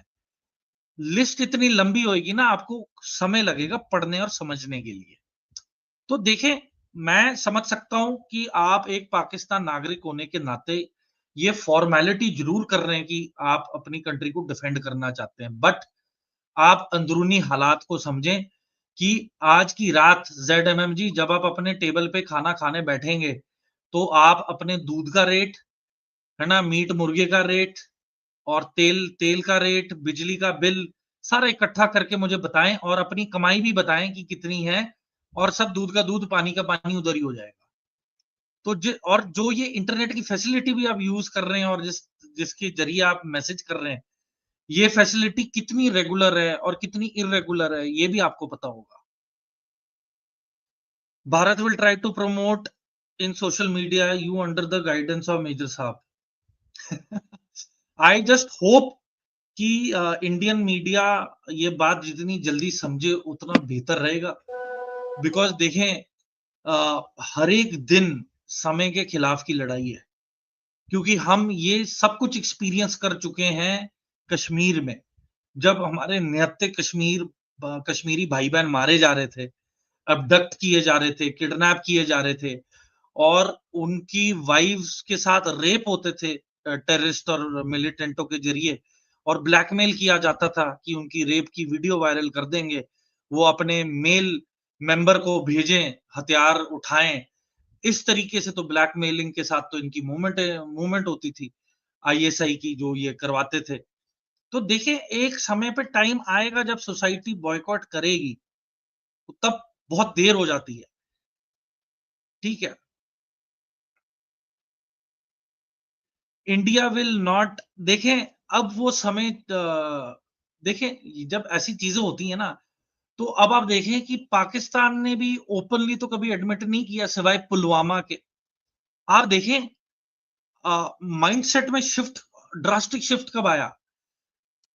PM Modi unscheduled visit Nawaz Sharif ji की बेटी के निकाह के लिए गए, दिखाने के लिए कि ये पारिवारिक और एक फैमिली है हम लोग। उसके बदले पुलवामा, उसके बदले पठानकोट एयरबेस पर अटैक। तो हमारी यही लड़ाई थी कि अगर आप अपनी फौज को इतना काबिल समझते हैं, तो ये जो इनह्यूमन एलिमेंट हैं, जो टेररिस्ट हैं, इनको आप पनाह देके क्यों भेज रहे हो इस साइड? या तो पाकिस्तान एक जॉइंट प्रेस कॉन्फ्रेंस करा के बोले कि पाकिस्तान आर्मी और इंडियन आर्मी की जॉइंट पेट्रोलिंग वाली टीम्स बनेंगी। इस बॉर्डर बेल्ट में जो भी हरकत दिखाई देगी हमारी साइड या उनकी साइड, वहां पे वो मूवमेंट को टर्मिनेट किया जाएगा। सिंपल। तो आप कोई कंस्ट्रक्टिव डायलॉग भी नहीं करना चाहते, आप कोई कंस्ट्रक्टिव मैकेनिज्म भी नहीं क्रिएट करना चाहते, और आप किसी भी तरीके से टेररिज्म को नहीं रोकना चाहते। और अब आप खुद के नतीजे देख लें। मैं आपको एक और चीज बता दूं कि जो टेररिस्ट इन्होंने भेजे हैं और जो मारे गए इंडिया में, इनके परिवार वालों ने हथियार उठा लिए हैं पाकिस्तान की सरकार के खिलाफ, क्योंकि जो वादा किया था इनके परिवारों को, वो उस पे आईएसआई मुकम्मल नहीं उतरी। इनके पास फंडिंग का प्रॉब्लम है। और अब यही जो टेररिस्ट की फैमिलियां हैं, इनको ये यकीन हो चुका है अब कि इनके साथ धोखा हुआ है, कि जो इनके इकलौते बच्चे थे जिनके पास ना नौकरी थी और गरीब थे, इनको ब्रेन वॉश करके वहां हथियार पकड़ा के यहाँ पे झूठे वादे करके इंडिया भेज के वहां के आम जनता को मरवा के, और जब वो इनके जो फैमिली मेंबर ऐसे मारे गए तो ना कोई रिकॉग्निशन, ना कोई जो सवाल, ना जवाब, ना कुछ। आप देखें ना, बालाकोट में भी काफी टेररिस्ट मारे गए। शर्म के मारे मीडिया को ये उधर लेके गए जहां पे बॉम्ब ऑन टारगेट नहीं गिरे थे, ताकि कवर अप किया जाए। और जहां तक वो फोटोग्राफ्स है बालाकोट की, तो देखिए आज की तारीख में वो शेड था, शेड, टीन वाला शेड, बड़े वाला, जिसके नीचे ट्रेनिंग और इनके कमरे थे। ये तो देखे ना, आजकल आपने बॉम्ब, जो बात की मजीद बलोच के बारे में, कितनी सही आपने प्रेडिक्शन की कि ये आईएसआई अब उसका बंदा है, फौज का। वो नीचे उसका मैसेज आ गया, पंजाब जिंदाबाद पाकिस्तान। आपकी तो मैं कहता हूं कि आपकी सेंस ऐसी है ना पहचानने में लोगों को। क्या बात है, अभी इसी का आया था तो आपने कहा कि ये कोई उसका लगता है, और वो उसने अपना मैं नंगा कर आपको दिया। बता रहा हूं कि जो बलूच लीडर आज की तारीख में नेगोशिएशन इसने की कहा था बात ना, करेगा, इंडियंस आर कावर्ड, वो why don't they give anti aircraft, इसी ने। तो आपने तो कहा कि कोई बलोच ऐसी बात नहीं कर सकता। नहीं कर सकता, नहीं कर सकता, मैं बता रहा हूं। और मैं एक और चीज दावे से बोल सकता हूं, अपनी जिंदगी को दाव पे लगा के बोल सकता हूं कि जो मतलब बंदा खासकर बलोच लीडरशिप में पीस टॉक्स के हित में बात करेगा, नेगोशिएशंस के हित में बात करेगा, आप मान लें या ना माने, उसको इतनी फंडिंग आ रही है आईएसआई और पाकिस्तान आर्मी से कि वो सिर्फ एक ही रिटोरिक पे बोलेगा कि आ, आप बस नेगोशिएशन पे ध्यान दें। आपने यही वर्ड पकड़ लेना, नेगोशिएशन। आपने और इसके ना दाएं ना बाएं जाना है। तो देखें, बलूच लोगों के सामने साफ क्लियर है कि कौन सा लीडर इनके साथ है, कौन सा लीडर भी इनके खिलाफ है। और कोई भी बलोच इंडिया को बुरा तो बोलेगा ही नहीं, जायज सी बात है। तो देखें ये, और मैं अभी ये भी जानता हूं कि किसी ने अभी हैंडी कैम भी लगा के रखा होगा लैपटॉप के सामने, वॉल्यूम फुल करके, कि मैं इसकी रिकॉर्डिंग बना के मैं आईएसआई ऑफिस में भेजूंगा कि देखें क्या बातें चल रही हैं, ये वो। पर देखें, यहाँ पे कोई टेक्निकल या कोई टैक्टिकल बात नहीं है, ये बेसिक बातें हैं, ये आम जनता की बातें हैं, जैसे हम चाय पे बैठ के बात करते हैं। तो it doesn't matter. But ISI को ये जवाब जाना चाहिए कि देखें, your bluff has been called off. और जहां तक अननोन गनमैन के सवाल हैं, अब धीरे धीरे देखें आईएसआई वालों का नंबर आ रहा है। मैं आपको बड़े पुख्ते तरीके से बता दूं कि जो जो आईएसआई के जवान हैं जिनको अपॉइंट किया गया है कि भाई तुम्हारा ये इलाका है, तुम्हारा ये इलाका है, तुमने इस पे नजर रखनी है, उनकी प्रोफाइलिंग हो चुकी है कंप्लीट। अब धीरे धीरे देखें, जो छोटे छोटे एलिमेंट हैं आईएसआई के ग्राउंड लेवल वाले, अब उनको निपटाया जाएगा। अब बड़े लोगों को तो निपटाने की टीम अलग है, जो छोटे वाले ग्राउंड लेवल वाले लोग हैं उनको अब निपटाने की टीम अलग बनेगी। इनकी किडनैपिंग्स होंगी और इनको किडनैप करके अफगानिस्तान और ईरान ले जाया जाएगा, जो कि ये हुकुम का इक्का बनेंगे for negotiation, for release of prisoners, prisoner swap के लिए। तो अब ये हम स्टेज 2 पे आने वाले हैं, जहां पे अब इनको अबडक्ट किया जाएगा, ना कि इनको हटाया जाएगा। और भी बहुत सारे प्लान्स हैं, जैसे कि कोई तंदुरुस्त आईएसआई का एजेंट हमारे हाथ पकड़ लग गया है, उसके शरीर के अंदर एचआईवी का है ना वायरस डाल के उसे वापस रिलीज कर दिया जाए, है ना। अब इस तरीके की टैक्टिक होंगी कि किस अगर किस्म का वायरस डाल के? एचआईवी, जो एचआईवी वायरसेस हो अच्छा। गए, हाँ, और जो और भी लीथल वायरसेस हैं, ये जो एजेंट्स हैं आईएसआई के, इनको मारा नहीं जाएगा, इनको इन्फेक्ट करके वापस इनके महकमे में वापस भेजा जाएगा। ये चाह के भी कुछ नहीं कर सकते हैं। वो जाके अगर बोल भी देगा सुपीरियर को, सर मुझे तो बीमारी हो गई है, पहली चीज तो डिस्क्लोज किया नहीं जाएगा कि इनमें क्या इंजेक्ट हुआ है। पर जब होगा, उसके बाद ये जाएंगे, कहाँ जाएंगे और करेंगे क्या? पैसे इनके पास है नहीं, तनख्वाहें इनके पास है नहीं, तो their internal root, grass root level will be destroyed. अब मैं बता रहा हूं कि दीमक किस तरीके से हम लगाने वाले हैं आईएसआई की ग्राउंड लेवल से, वो अब इस तरीके से होएगा, ऑपरेशन इंजेक्शन। ठीक है, ठोकने ठोकाई का काम तो चलता रहेगा, वो तो अलग है। ठीक है, वो तो साइकोलॉजिकल वॉरफेयर है कि देखो हमने लश्कर तैयबा के खाते, जो खाता संभालता था उसको उड़ा दिया, फाइनेंस वाले को, है ना। और फिर हाफिज सईद का ये रिश्तेदार उड़ा दिया। पहली चीज तो ये पूरी फैमिली प्लानिंग है, ये फैमिली बिजनेस है। जितने भी ये लश्कर और जितने भी ये टेररिस्ट ऑर्गेनाइजेशन है, they are run by families which are funded by establishment. इनके बच्चे खुद के हथियार नहीं उठाए हैं, इनके बच्चे कनाडा, अमेरिका, ऑस्ट्रेलिया, न्यूजीलैंड, वहां पे प्रॉपर्टी ओनर है, अच्छा अपनी कमाई कर रहे हैं, रेंटल इनकम आ रहा है इनका, कमर्शियल, नौकरियां नहीं करते हैं, हर 6 महीने में ये फॉरेन ट्रैवल करते हैं, परिवार के साथ छुट्टियां मनाते हैं। ठीक है, सैयद सलाउद्दीन, उसका बेटा डॉक्टर है, ठीक है, और उसने उसकी पढ़ाई सब बाहर से करवाई है, फॉरेन से। तो क्यों भाई, हथियार हथियार पकड़ाओ ना, तुम दूसरों के बच्चों के हाथों में भी हथियार डाल रहे हो, हथियार दे रहे हो, तो इनके बच्चों को भी हथियार दो। सो यही बात है। एंड अब देखें, गेम प्लान चेंज होगा, हवा का रुख चेंज होगा, और इसमें देखें, consistency is the key. Commitment पे मुझे कोई शक नहीं है बलूचिस्तान फ्रीडम मूवमेंट को लेके, कि कमिटमेंट तो 100% है, कंसिस्टेंसी बरकरार रखना बहुत जरूरी है। इसके लिए हमें अपने अफगानी भाइयों का भी साथ चाहिए, और हमें अपने ईरान के भाइयों का भी साथ चाहिए, जिसमें कि शिया सुन्नी का फर्क परे कर दिया जाए, और एकजुट होके इकट्ठा अब बलूचियों का एक सोल्यूशन निकाला जाए कि इनको फ्रीडम कैसे दी जाए। बिल्कुल ठीक है, और और इसी जहां तक नोट पे जेडएमएम है, आज का ये प्रोग्राम हम खत्म करते हैं। हम तो तकरीबन ये जेडएमएम हमने आईएसआई का इसको ही है। पौने 2 घंटे चलाया है। जी, हाँ कुछ जी, हाँ कह जी, रहे हैं हाँ आप? जी। ये जेडएमएम वाला भी प्लांट किया हुआ ही बंदा है, जिसका आखिरी कमेंट है। तो बलोच और बलोची, उसमें मुझे अमजद जी ने कल और परसों बता दिया था फर्क क्या है।